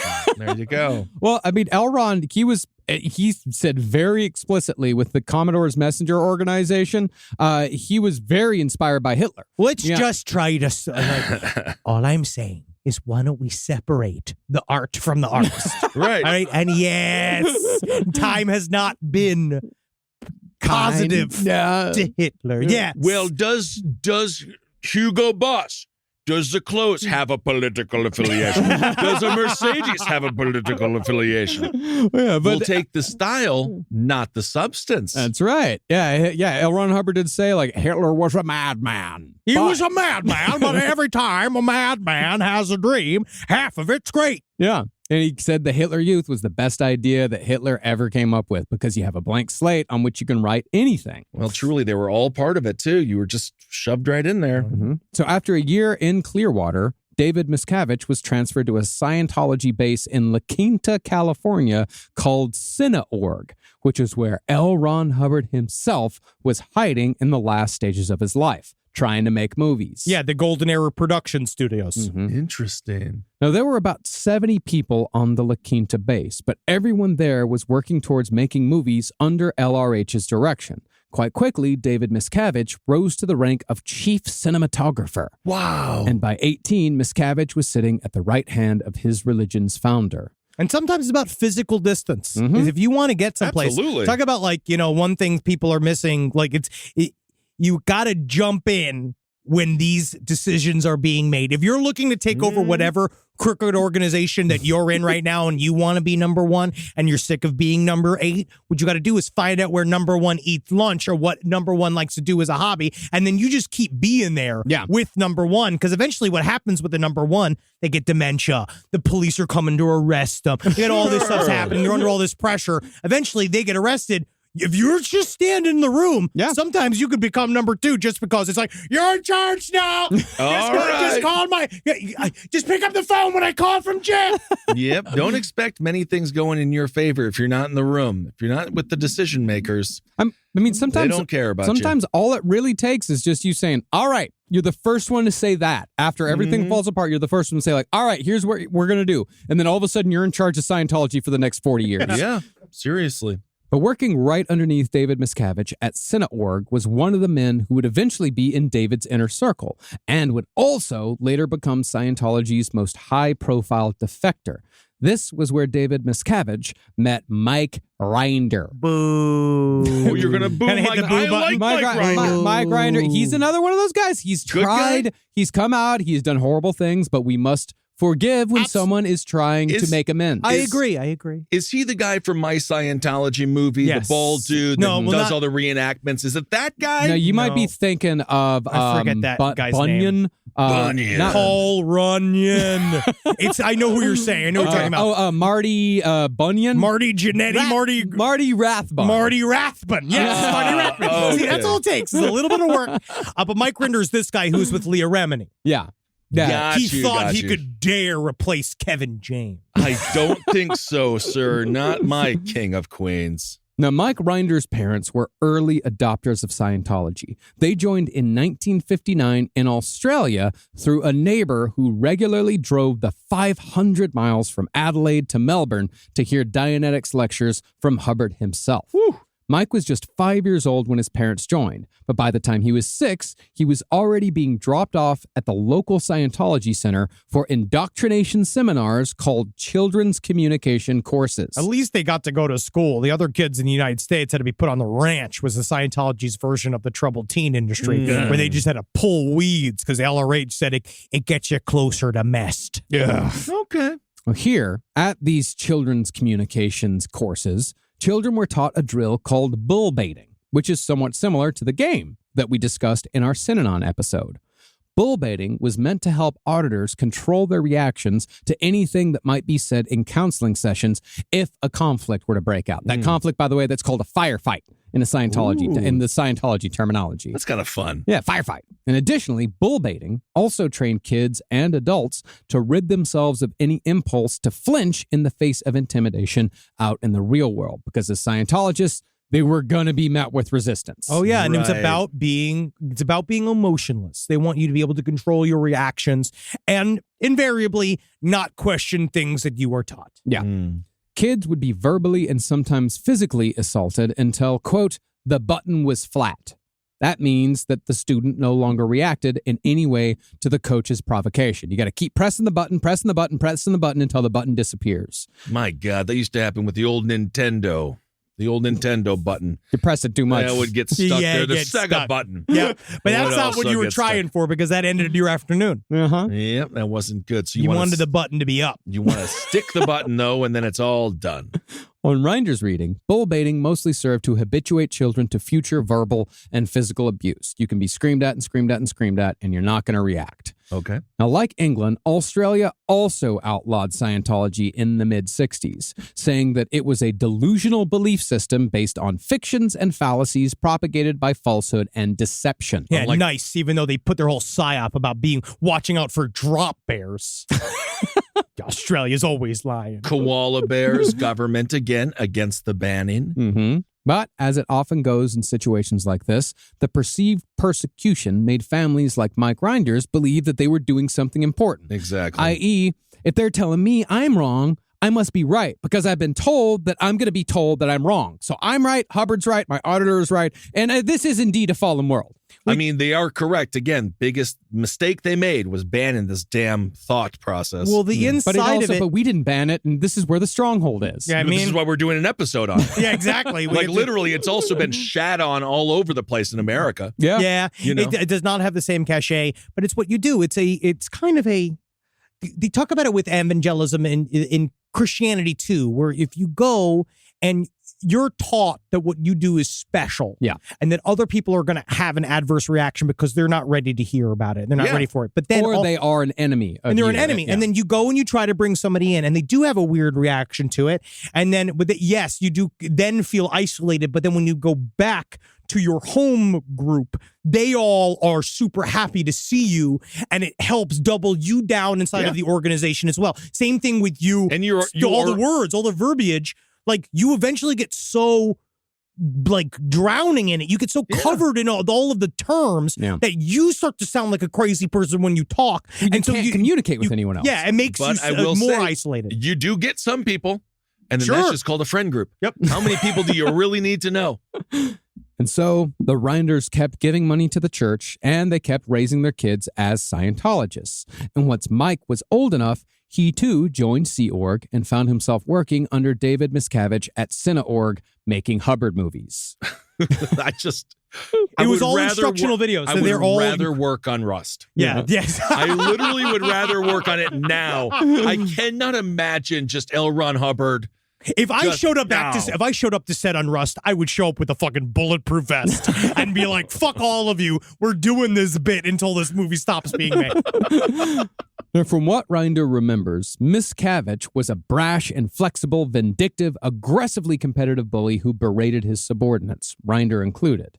But Miscavige was also already designated as a so-called rocket within the church, meaning that he'd been tapped as a special person destined for great things. Wow. So this was just right out of the gates. Yeah, this man. guy was supposed to be the man. However, David almost fucked up his entire trajectory when he decided to lighten the mood around Cineorg by filming a skit to give to LRH. Okay. We don't know. We can't find out what the skit was. What you have to do? We no don't know idea. what it We have is. no I idea. looked it up. Yeah. We tried finding out. Really? Nobody has said what the skit is. Because, I mean, at this point, like Elron, he was reaching the end of his life. Things weren't going particularly well. The mood surrounding him was pretty dark. It was in dark. the late 70s and the early 80s. I could see that. So David Miscavige, this weird little psychopath, thinks it's time for some skits and bits. Dude, I have to fucking know what I this skit wish was. I could find it. I couldn't find it anywhere. Oh, man. Yeah, we have no clue what it was.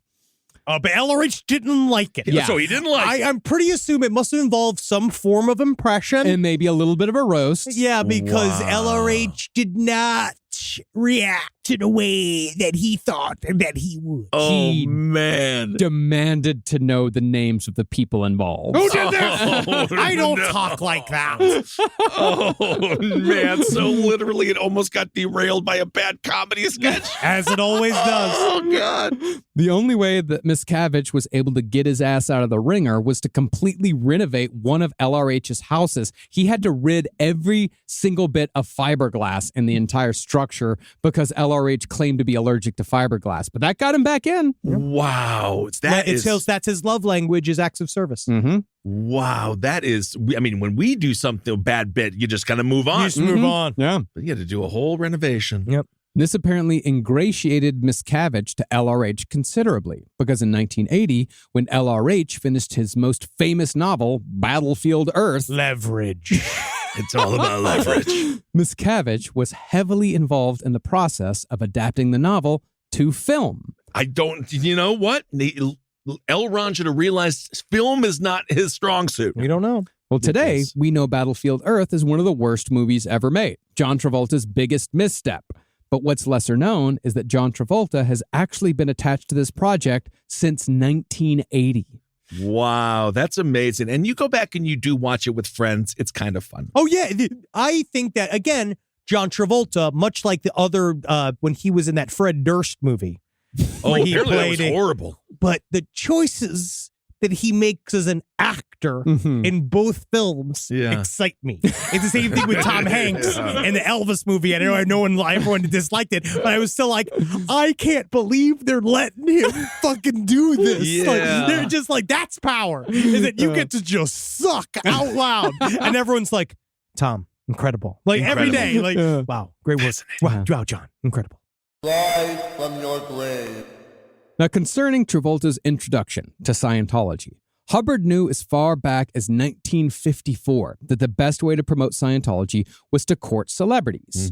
As early as 1955, the Scientology publication Ability published a list of potential celebrity recruits for members to go after. Ooh. Interestingly, this list included both Bob Hope and Jackie Gleason. Yeah, man. Wow. Two men who in the years since have been revealed as believers in the alien phenomenon. Isn't that weird? Because, Jackie Gleason said that him and Nixon went to an undisclosed location and looked at an alien body together. Yeah. That must have been real smoky and farty and full of whiskey. Especially because you probably couldn't see. There was so much smoke you can't see what's in there. No, that looks like a cigar UFO. You're smoking a cigar. Oh, yeah, my eyes are too low. Yeah. But when recruiting established celebrities, when that didn't really work out, nobody was recruited. Not initially, huh? Not initially. Okay. Scientologists tried a different tack. We got to catch them on the way up. Yes. I remember the Scientology party I once went to, and it was a group of people getting a lot of work. Buddy, Yeah. you had so many fucking chances. I know. I was right there. Yep, you got to open that mouth. What's the difference between a cock and a hot dog? Nothing. What's the difference between being a Scientologist and a Satanist? Nothing. You I know love what the this difference Frank is? guy. Frank, you're one of the best salesmen I've ever met about what to do with my mouth. The difference is a fucking film career is what the difference Hey, is. tell me, there's a lot of dicks I probably should have sucked, but we wouldn't. You know be what in, this is We right wouldn't here? be in this room. We wouldn't be. I got something it's called a toothpaste. It's called toothbrush. Use it, and you got yourself a fucking new mouth. What? Suck the dick. Oh, you want me And to you got- suck a dick with a clean mouth? And then no Great. afterwards. Thank you, Frank. Oh no, after You a okay, dirty. thank I you. like a dirty Okay. mouth, and then afterwards. Why don't you just go cure that other little boy of asthma? That boy is Corey Feldman. And I think he's going to make it. Well, way back when, recruiters were placed outside of central casting to pass out flyers for workshops, quote unquote workshops, on how to find an agent or how to get into the Screen Actors Guild. Oh, man. So if you want to find desperate people, that's where you go. Of That's where you go. course. And the Holy answer to crap. both of those questions? Scientology. Yeah, that's the Scientology. only way, bro. Yeah, because that's their fronts. Like someone shows up thinking like, I'm going to get an agent by the end of the week. And nope, you're just getting to be a Scientologist. That's like wanting to date an Irish Catholic girl, so you just go watch U2 all the time whenever they're live. They're live. But you know what? But technically, it boils down to the way Hollywood does work in many ways. It's Yeah. who you know. So It the is. more people that get involved and are in on the game, the easier it is. And then it's not just Scientology, it's the connections within Scientology that get you through. And then you find out there's certain celebrity centers or CCs that you can or cannot go to. Like you find out that like the LA big celebrity center, the one that's been the big fancy mansion on Franklin, it eventually becomes only certain members can come here because now Yeah. so many people are showing up with screenplays and shit that they were like, well, you don't really make the cut. We need Giovanni Ribisi's dog trainer's actually coming in today, Right. and he's going to need this seat. Thank you. I'm sorry. Yeah. Thank you. It's a lanyard-based culture. oh, yeah. You got to have the It's right my town. lanyard. Yeah. I know. The big guys, they get to go to the Celebrity Center. Everyone else has to go to Magnolia and Laurel Canyon. Yeah. Like across the street from the Gulf Station. Yep. Yeah. Yeah. The welcoming center. Well, this, in a roundabout sort of way, this is how Scientology got John Travolta. In 1969, Travolta was in Mexico making his first film. That was a fun little ball of madness called The Devil's Reign. It's the Sweet. best. It's fucking amazing. It's so good. It's got Ernest Borgnine as a Satanist. And Ernest Borgnine will never watch it again because he's like, that was the scariest I ever was. And he didn't want to be scary. He said he didn't like how much the devil was involved because it was the only movie that Anton LaVey actually served as a technical consultant on for Satanism on a shoot. Like he showed up. Oh and he- my God. Yeah. Honestly, poor Ernest Borgnine. He's got his eyebrows are too big for that. We actually played some clips from The Devil's Reign on the stream, I remember. And guess what? Stream's coming back. It's Tuesday. February 21st, 2023. But on the set of The Devil's Reign, Travolta became friends with an actress, dancer, and devout Scientologist named Joan Prather. Travolta confided that he was suffering from depression and insomnia. Oh, Joe, I'm so sad. I can't sleep, Joe. What am I supposed to do, Joe? Depression, sadness, anything about closeted homosexuality? Or, No. not at all. I mean, you love musical theater, which isn't necessarily. No. necessarily, I'm just no. so gay. I want to dance in the clouds. I want to be in a plane. Wow, Mr. Carter. So Really good. Really good. great. Did you work on that before? Oh, yeah. Mr. Carter. Fucking hours, dude. Carter. Yes. So Prather shared that all of her raw emotions had been smoothed out by a philosophy called Scientology. Prather lent Travolta a copy of Dianetics down in Mexico. Travolta claimed it's cured my insomnia, or not cured, helped with my insomnia. I does it read put him to about fucking sleep? 100 pages of it, and would you believe, Mr. Carter, I was asleep. Oh, it was like I was a little dog in a pile of sunshine. That means you need to start worshiping golf because the Golf Channel puts you to bed, Henry. I know. So when Travolta returned to LA, he started taking Scientology courses. During one class, he told the teacher he's got a big audition coming up for Welcome Back, Kotter. Whoa! Yeah. How do you think that you is learn a- how to say it like that? Yeah. That is a big audition. And that would, of course, become John Travolta's breakout role, Benny Barbarino, Sweat Hog. Yeah, that's a good show. But because Travolta was nervous about the audition, the teacher in his Scientology class told everyone in attendance to point in the direction of the ABC studios and telepathically communicate a message. We want John Travolta for the part. We want John Travolta for the part. You know, that's good vibes. They're Yeah. sending good vibes to ABC. All yeah, right. it's great. Thoughts and prayers. It always works. Sure. And as it went, John came to the next class with part in hand. And within just a couple of years, Travolta would be the world's most famous Scientologist, the church's first big celebrity get. Wow. Now, when the Battlefield Earth movie was being discussed in 1980, John Travolta's star was already somewhat on the wane after the massive success of both Saturday Night Fever and Grease.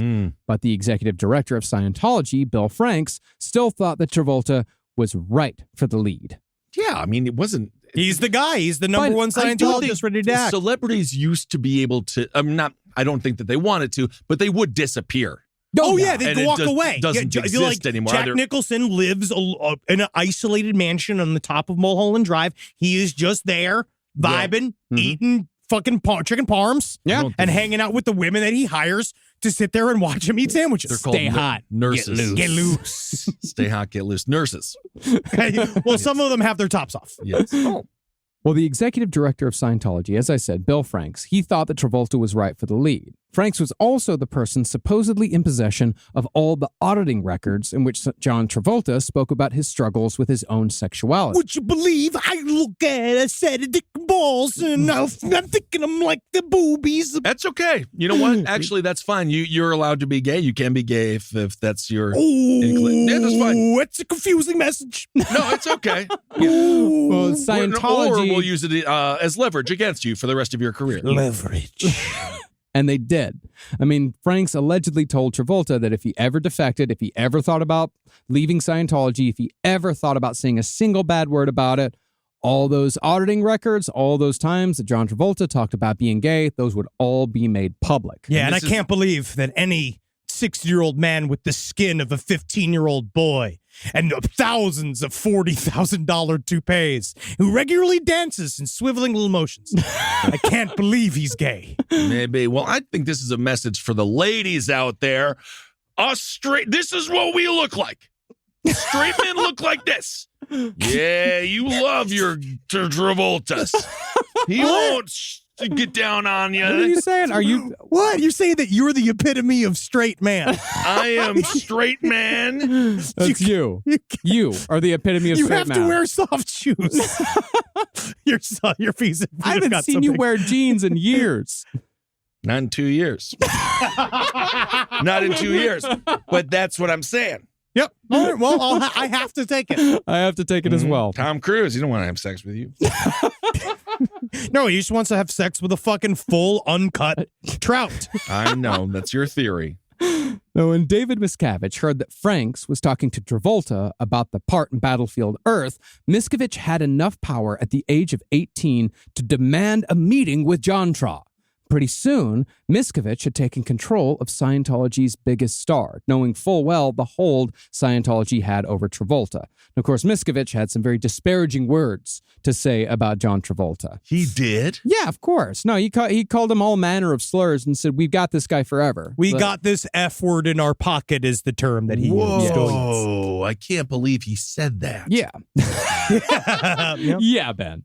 Now, of course, nothing came of the 1980 Battlefield Earth movie. And we'll be talking a lot more about John Traw, Tom Cruise, Kirstie Alley, and all the rest in a later episode. But part of the reason why Battlefield Earth fell apart was because LRH became occupied by other problems. He abandoned Battlefield Earth to escape from a slew of subpoenas concerning charges that included, but were not limited to, Scientology's mid-70s infiltration of the IRS. Oh. Very real criminal charges. No, it's an outsourcing of labor to the IRS from your clandestine, secret scam religion. Yeah. Well, this operation, designed to extort tax-exempt status for the church, it was called Operation Snow White. We talked about it much more extensively in our L. Ron Hubbard series. Basically, you put a bunch of Scientologists into the IRS, you get enough dirt until you're finally able to flip the United States government into giving you tax-exempt status. Smart stuff. That's all you got to do. Yeah, that's all you got to do. But by 1979, the IRS had rooted him out pretty fast. It didn't take that long. And L. Ron Hubbard's wife, Mary Sue Hubbard, she'd already been convicted of her direct involvement in the affair.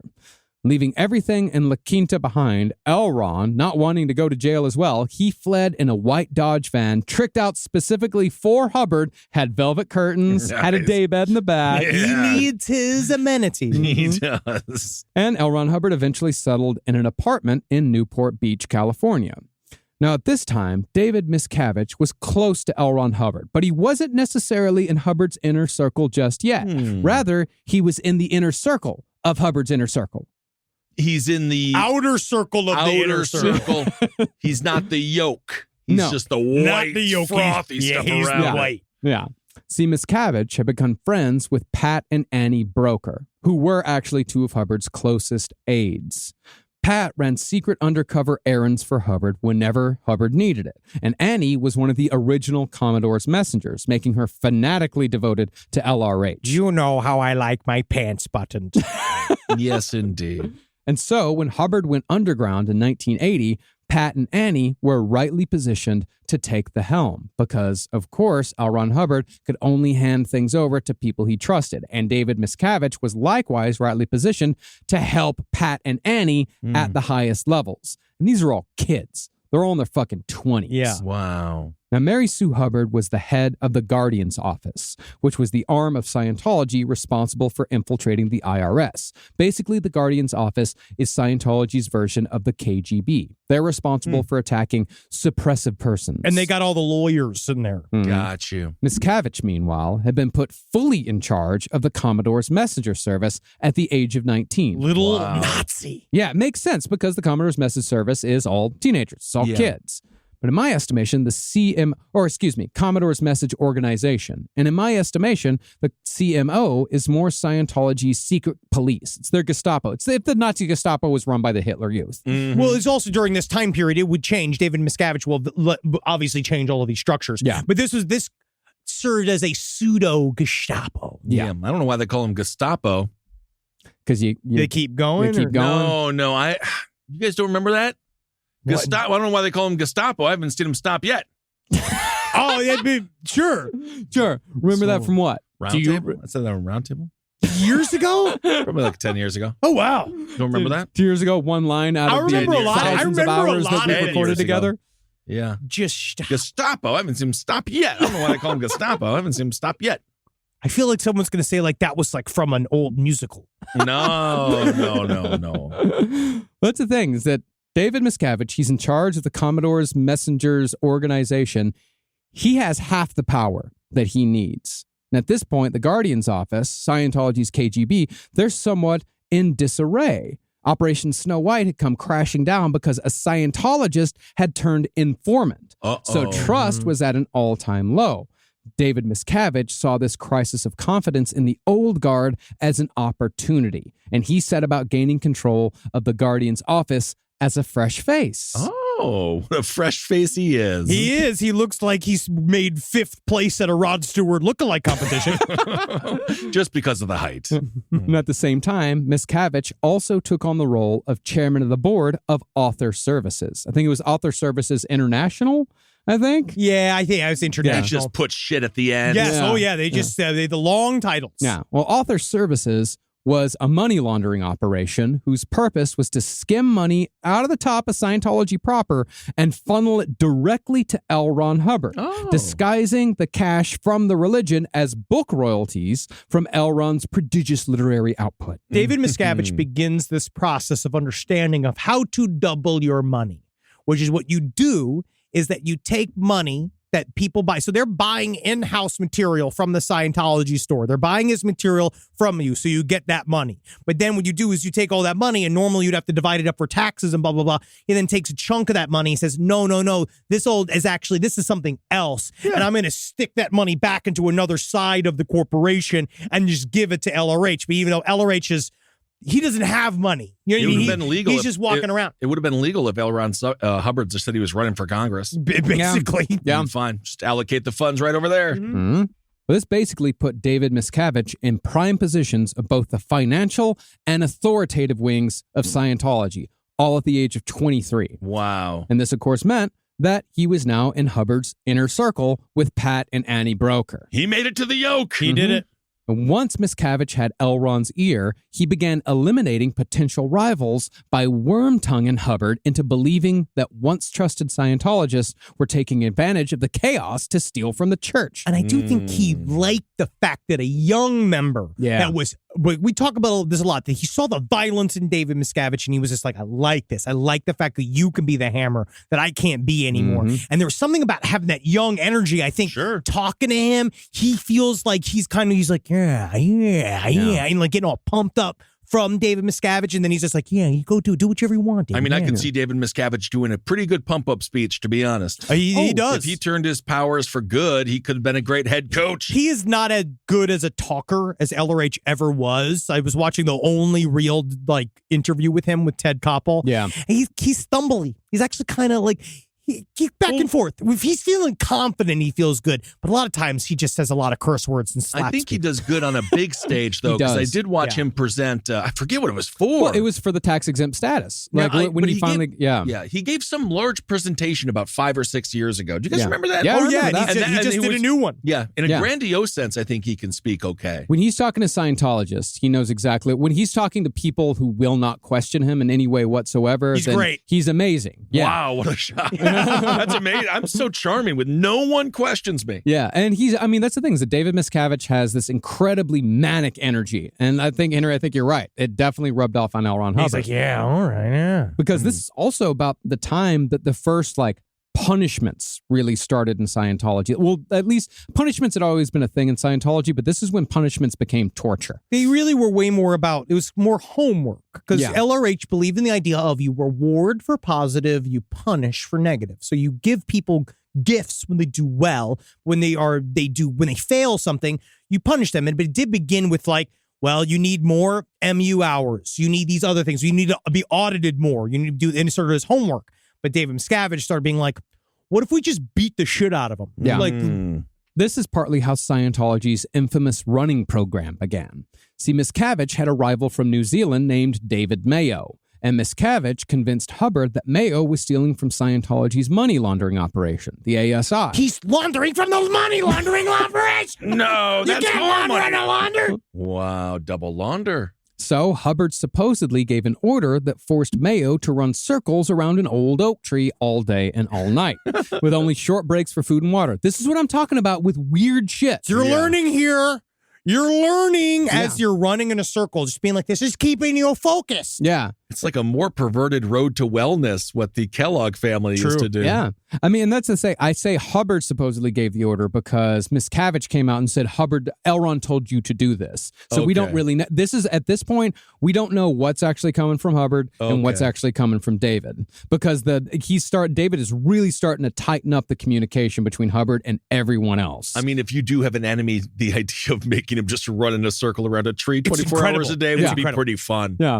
And eventually this punishment became more widely used. The oak tree was replaced with a palm tree, and the dirt path was replaced with a gravel track. They formalized it. But today, the running program was remarketed not as a punishment, but as a class. It's called the Cause Resurgence Rundown, and Scientologists pay upwards of $5,000 $5,000 to do what was once a punishment. Why aren't they winning marathons? Because- I haven't heard one. Because marathons aren't in a circle. No, yeah. Oh, And again, it's it's still not about just in a it's circle. just in a It's circle. you're just running circles around a palm tree and you pay $5,000 for it. And guess what? If you do it too fast, you get punished. If you get it too slow, you get punished. And it's kind of ingenious. Mhm. Turn it into a class. Now you're paying to be punished. Yep. I mean, what if you just won? You could run 24 point some miles Well, 'cause in what a they do is- circle, I Well, guess. what they do is they have all these side classes because then you become, I believe it's called the super literate. And then if you become super literate, it means you've taken all the side quests. You're trying to get 100% on the game. Oh, wow.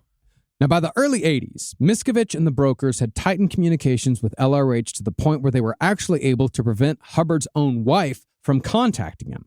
Mary Sue Hubbard, in turn, referred to Miscavige as Little Napoleon. Oh, Because if believe you'll it. remember, David Miscavige is 5'3". But isn't he then just Napoleon? But that's the thing. Calling someone Little Napoleon is worse, because that's the other thing. Napoleon was 5'7", Yeah. a normal height. And men are. Yeah. Well, normal height for a French person. For Way men. back in the day. For many men. Yeah, for a They French did it in person medicine. in the 1800s. For many different eras of men. Yeah. I'd be huge in Mongolia in 1700s. Yeah. They'd be like, whoa, Look at that. who's that? Is he a professional basketball player? What's basketball? He's towering over me. He's like an inch taller. Eventually, Hubbard also decided that Mary Sue needed to become a sort of sacrificial lamb. Yeah, I could see that. Yeah, LRH, Why? he starts Because she jettisoning people. fucking going, saying all this fucking She's shit. his wife. Hey, man, shouldn't have fucking been dumb. To be fair, she shouldn't have married him. Hey, someone's got to love these idea men. I guess so. Well, LRH allegedly directed Miscavige to get Mary Sue to confess to murders committed by the Guardian's office and to do it on tape. And LRH figured, okay, we get her on tape, then we can turn it over to the government, and then everything can be dumped on Mary Sue, and I can settle into an old age with no jail time. That's That's a- called real life insurance. Yep. That's one way to get rid of your wife, I guess. But with Hubbard definitively turning on Mary Sue, Miscavige was able to purge the Guardian's office of anyone loyal to Mary Sue, which put Miscavige fully in control of Scientology's authoritative wing. He has the Guardian's office. Piece by piece. Yeah, just every little bit. And then from there, Wow. Miscavige restructured the corporate architecture of Scientology to place more of it under his own control without anyone really noticing, at least at first. Step number one, all these door frames, they're going to be 5'7" from now on. I want to feel like Gandalf when I walk in here. Yeah, I want you to fucking kneel. And Miscavige framed it in such a way that what he said, the reason why I'm doing all this is that if we take L. Ron Hubbard out of the corporate structure, we take him out of the reach of the law. He can't be litigated if he's not a part of the Scientology corporate structure. We do it the old-fashioned way where we have he's the fancy king, Mhm. right? And so, yes, he's there and he's our inspiration, but I'm the prime minister. Yeah. Mm. And to keep Hubbard out of court, Miscavige hired a law firm that he codenamed the Ex-Attorneys. Whoa, cool. Ex-attorneys. Yeah, a bunch of guys who cut this Bart. Yeah, it sounds like it.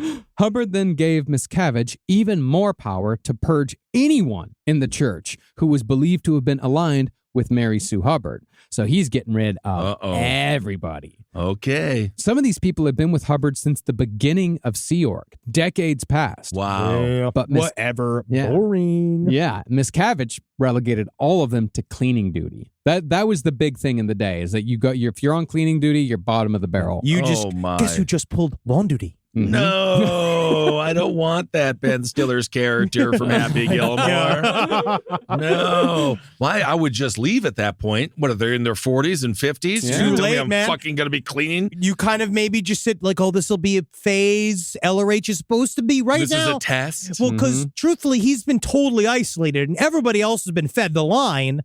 LRH is in his thought laboratory coming up with the next wave of tech, right? He's in there. That's the reason why he's not talking. It's not because he's dementia laden and kind of embarrassing himself and becoming a parody of an old man. He's doing all that. No, it's like, no, he's there and he's formulating. He's traveling the stars with his mind. I mean, basically what Miscavige is doing is he's just taken down the number of people who might have challenged his claim to the throne. And L. Ron Hubbard is... he is not realizing that he's doing it, but he's giving him permission to do it. Well, yeah, that's why when you're the older brother, if you play Crusader Kings 3, you always kill the babies. Yeah. Always. I don't You know. do. You kill the babies in that. It's about like building family dynasties and stuff. Because you have to make sure the right son becomes the leader of your group. Yeah. Right. Well, what Miscavige did is he didn't kill the babies. He made friends with the babies. He killed the fathers. He killed the uncles. Good for babies. That lucky babies, no dad. Now, around this time, 1983, other Scientologists were beginning to notice the only people who ever talked to LRH were these three kids, Pat and Annie Broker and David Miscavige, because almost everyone from the old days had been purged from contact. When a Scientologist named Gail Irwin confronted David Miscavige about this, he allegedly knocked her to the ground with a flying tackle. Yeah, man. Jesus. I mean, that's how a 5'3" man takes you down. You know, you got to go all in. Yeah, you got to gotta- jump off a surface. Yeah. God damn it, man. When she complained and demanded a meeting with Pat Broker in a Denny's parking lot, it was David Miscavige. Oh, moon's over my fucking hammies. Yeah, I That's do. what we're fucking doing. Oh, let's go get a yeah. fucking grand slam, bitch. That is what we focus on, and I do love the human element of this. Meet me in the Denny's parking You lot. meet me in the Denny's parking lot right now. Well, she tried getting a hold of Pat Broker, but she got David Miscavige instead. Oh, I pick up phones. Yeah. As Gail Irwin was waiting, Just see David Miscavige carbo loading with a bunch of pancakes. Slamming pancakes and sa, sa, sa. As Gail Irwin was waiting, a black van skidded into the parking lot, and David Miscavige, with 5 other dudes, climbed out. Get her, boys. Oh, no. Using a tire iron, Miscavige walked up to the payphone that Gail was supposed to be talking to Pat on, and he smashed it with it. You He think a smashed it to death. fucking room Oh would my not destroy a telephone fucking booth? Yeah. So she realized that Miscavige knew what she was up to. Yeah. Yep. And then Miscavige ordered her into the van. Oh, no. She wasn't hurt, but she was declared an SP, which to a Scientologist is worse. Yeah, you just would got everything- rather have the shit beat out of you than be declared an SP. Everything has Right. been stripped of you and you're out. And then they have it's got fair game, which will come into play, and then you just get cut off. Rise from your grave. Now, by this point, no one knew what messages were actually coming from LRH and which ones were coming from Miscavige and the brokers. Because Miscavige isn't the only one still in contact with LRH. There's also Pat and Annie Broker. There's basically 3 people that are in Right. contact with him right now. But this confusion and anger about what's coming from LRH and what's not, that eventually resulted in protests at Scientology conventions held in 1982. Nice. But Miscavige and his minions verbally declared that all of the protesters were SPs, whereas before such a declaration had to come from formally written orders. Wow. Miscavige also positioned himself to speak with LRH's voice in 1983, when Hubbard's eldest estranged son, Nibs, You remember Nibs? Yeah, I Nibs, remember Nibs. he filed a lawsuit to summon Hubbard to court so Hubbard could subsequently be served with a slew of civil cases relating to Scientological misdeeds. All I'm of a sorry. sudden, I wish I could be there. I wish. But I'm on Saturn right now. Yes. Just leave a message. I'm sorry, Mr. Nibs. We don't take lawsuits from little pieces of licorice. My name is Nibs. Yes. You sound like a little candy. Well, to avoid court, Miscavige had the ex-attorneys hire experts to manufacture a special batch of ink that could be dated with certainty. Miscavige then had Hubbard sign a declaration saying he was okay and alive using this special ink.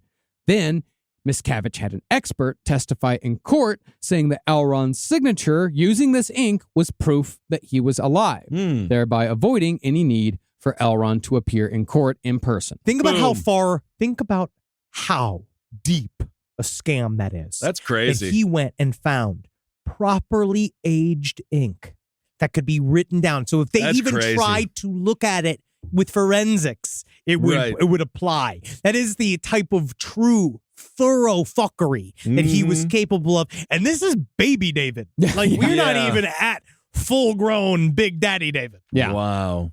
But sneakily, this signed statement also included a declaration that Miscavige was in charge of Hubbard's affairs. Oh. This later gave Miscavige leverage to declare that Hubbard had named him Scientology's successor. The most which- powerful force in the world. Leverage. We know the teeter-totter rules of life. well, Well, around this time, David Miscavige also began using more aggressive tactics in defending Scientology in the public eye. Jump kick, super punch, super punch.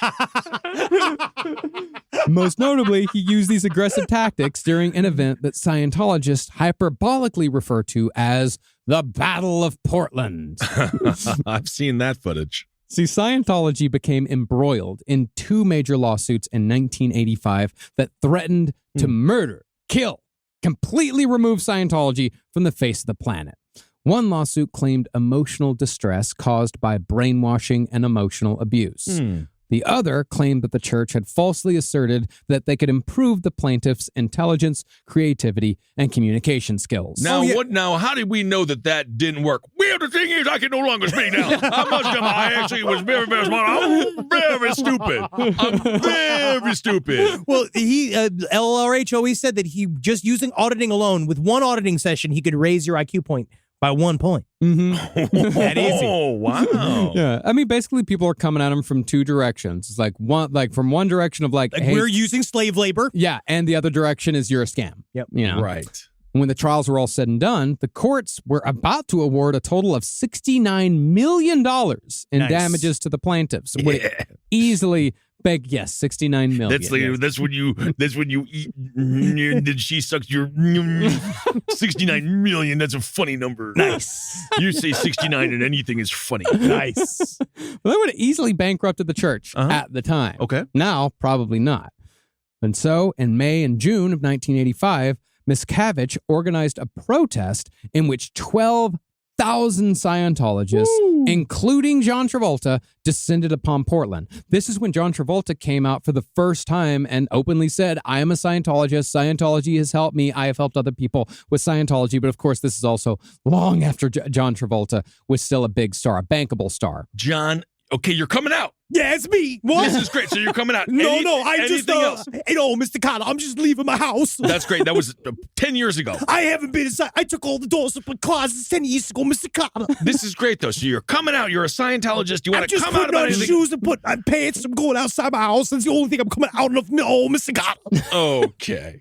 Yeah, I mean, he came out, this is around 1985, so he was about 5 years past Urban Cowboy, but this was the year that he was in Perfect with Jamie Lee Curtis. And she looks good in that one. She looks amazing in that one, but he's still also 7 years from Look Who's Talking and Look Who's Talking 2. And don't even get me started on Look Who's Talking Now. Hey, wow. I didn't want to get you started on any of that. But these people, these 12,000 protesters. But that really is remarkable. That's incredible. 12,000 people. Yeah, they created enough of a ruckus where the judge declared a mistrial in one case, and the church reached a settlement for an undisclosed amount in the other. From this, Miscavige learned that intimidation works. So the judge literally was like, let's go with mob rule. Basically, just Yeah. like, all right, okay. Sounds like a big old hassle. It's a little more complicated than that, but it breaks down to basically, he intimidated his way out of these, and he basically saved the church. All right, well, he does get to be the head of it then, doesn't he? Well, by 1986, Miscavige, Annie Broker, and Pat Broker, they were pretty much the only ones in contact with LRH. And on January 16th of that year, Hubbard suffered a stroke and died on a bus 8 days later. I'm not even at sea. Hey, he discarded his vessel because he had more space homework that he had to do. I just feel like he should have died on a boat. I mean, he wanted that too. He wanted died on that a too. bus? He did not want to It was die on a bus. a I don't bus. want to die on a bus. No, he called it was the Bluebird.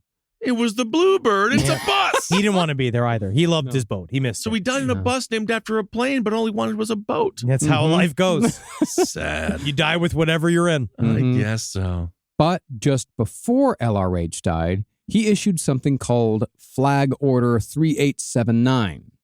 In this order, Okay, hold on. Was there any flag order 3876? Who knows? Yeah. Did he just magically pull that number out because it sounds There's cool? definitely forms. Yeah, it might have been. There might have been 3,878 before that. There could have been. Okay. Well, in this order, called the Sea Org in the Future, Hubbard retired the rank of Commodore and promoted himself to Admiral. Hey, congrats. Sweet. More importantly, though, he instituted a new rank, that of Loyal Officer.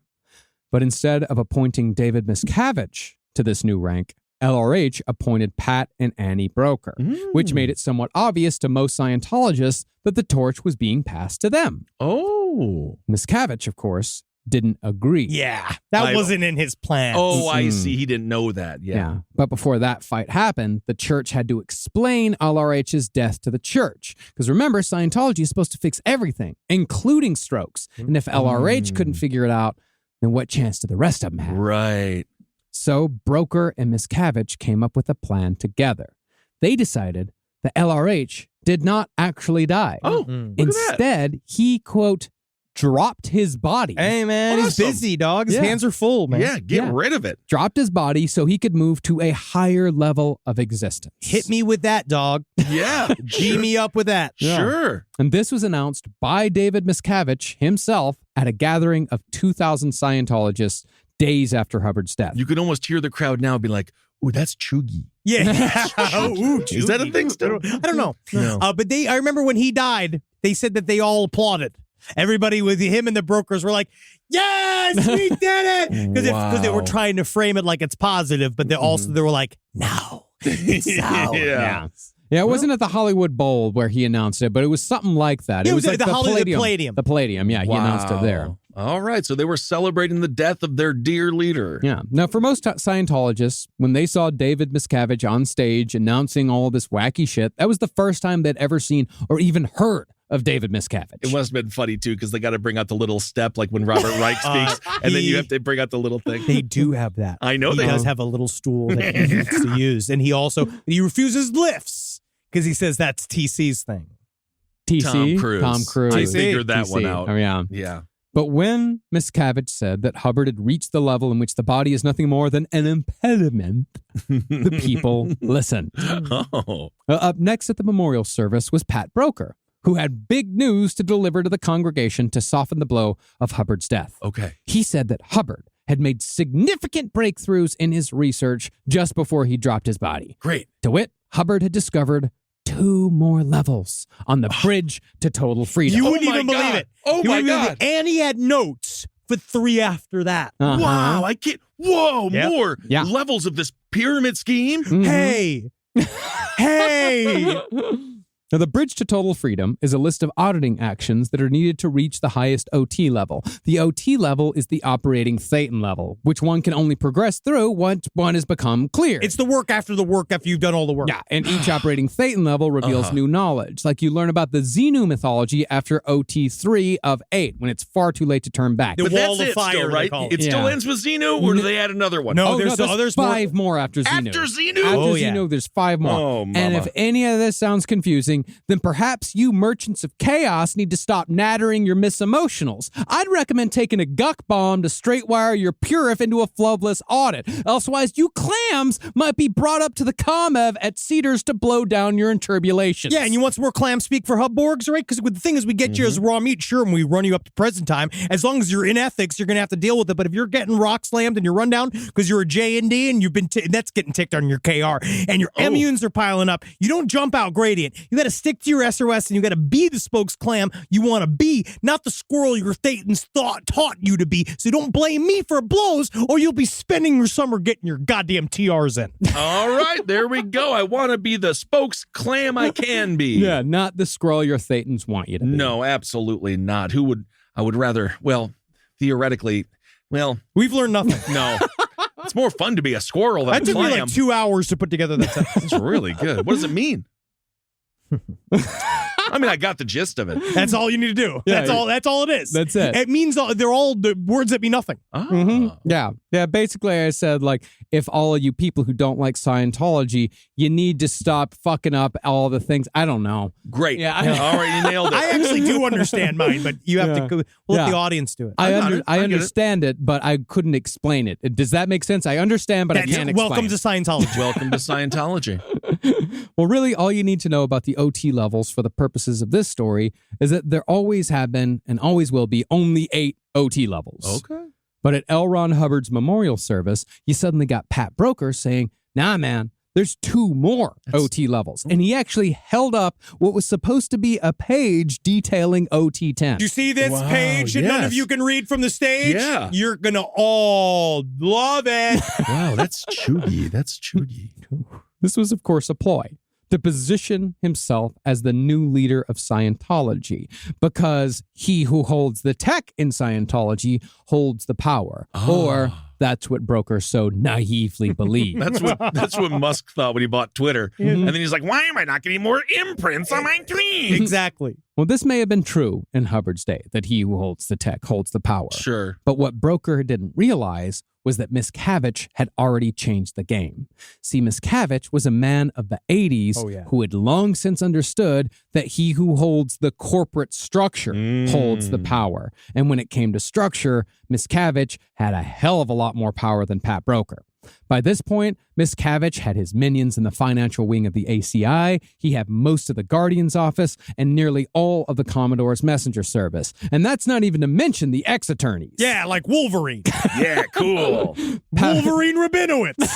Also, Wolverine is 5'3". Yes. Interesting. Yeah, very interesting indeed. Yes. Sure is. Indeed. Miscavige, the Wolverine of cult leaders. Yeah, he is. Yeah, I'd put him there. I could see him going berserk. Yeah.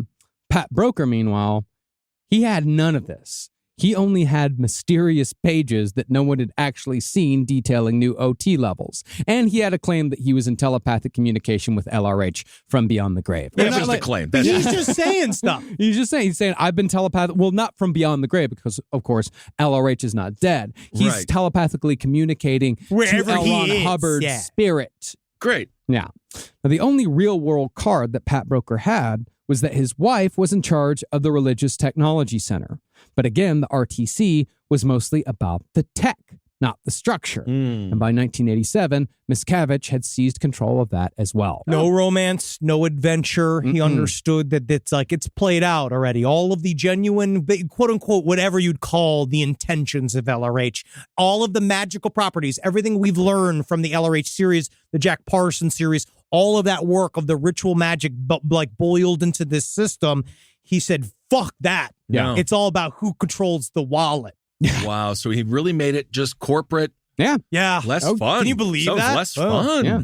But there was still the matter of Flag Order 3879, which named the brokers, not David Miscavige, as loyal officers.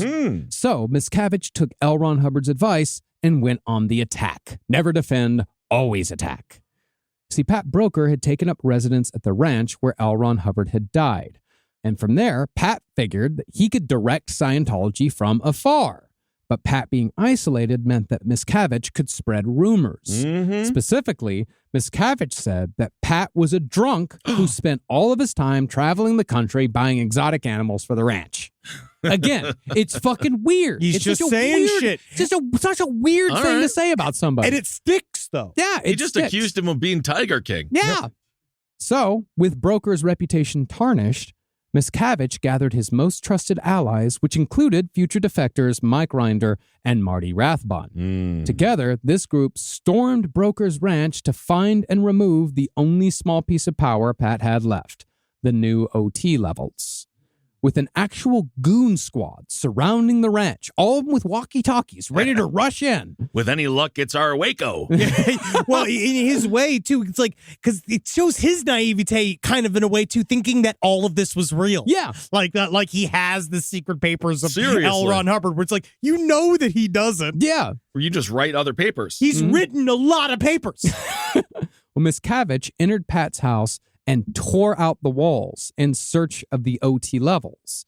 What he found, though, was far better, especially considering how the new OT levels didn't actually exist. Right. Instead, David Miscavige found bags of previously unaccounted for cash in the walls. Yeah. Mystery cash. Oh, yeah. Where'd that come from? Oh, man. I would call the contractor. I call the contractor. You left all this Mr. cash. Contractor, you left your money Oh, behind. God. Why'd you do that? And all Miscavige had to do to get rid of Broker forever is turn over that untaxed cash to the IRS. Yeah, they always get their man. Oh, my goodness. And with that, Miscavige reached the end game. Broker had two choices, either turn complete control of the church over to Miscavige or go to jail.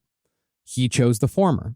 Of course, Miscavige, who couldn't let anything go, who's extremely vindictive, he added insult to injury by separating Pat from his wife. Yeah, he destroyed their relationship. He then convinced Annie Broker that she had been a victim of her husband this entire time. And after she finally agreed, she was relegated to a heavily monitored, low authority position by the middle of 1987. Oh, my God. And so, with all of his rivals out of the way, David Miscavige took full charge of Scientology. That, of course, is where we'll pick back up next week when the bad times truly begin. They Bad just times. started, man. It hasn't even begun, dog. What are you bad times? The walls are flush with cash.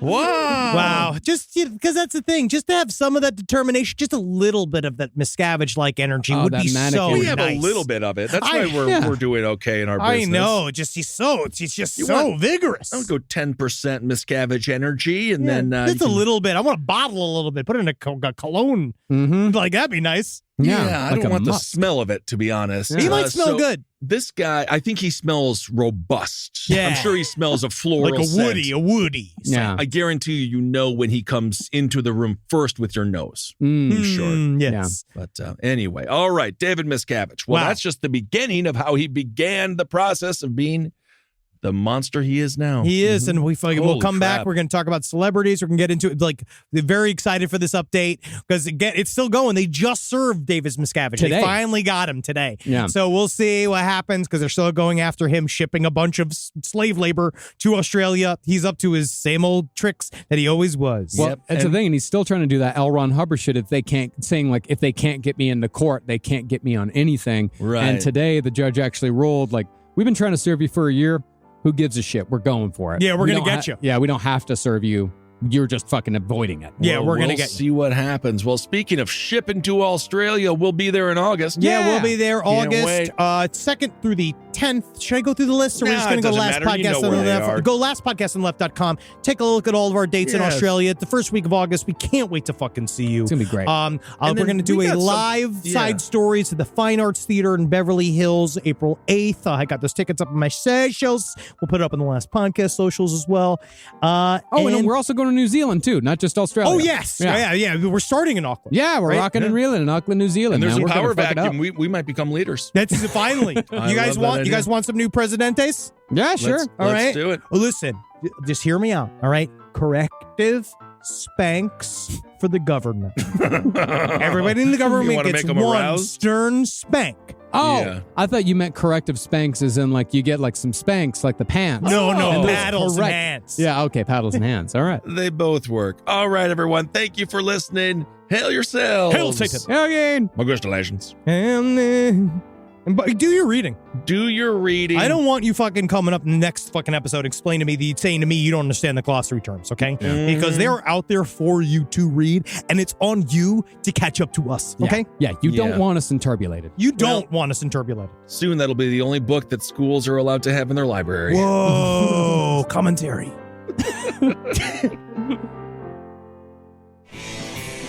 This show is made possible by listeners like you. Thanks to our ad sponsors, you can support our shows by supporting them. For more shows like the one you just listened to, go to lastpodcastnetwork.com.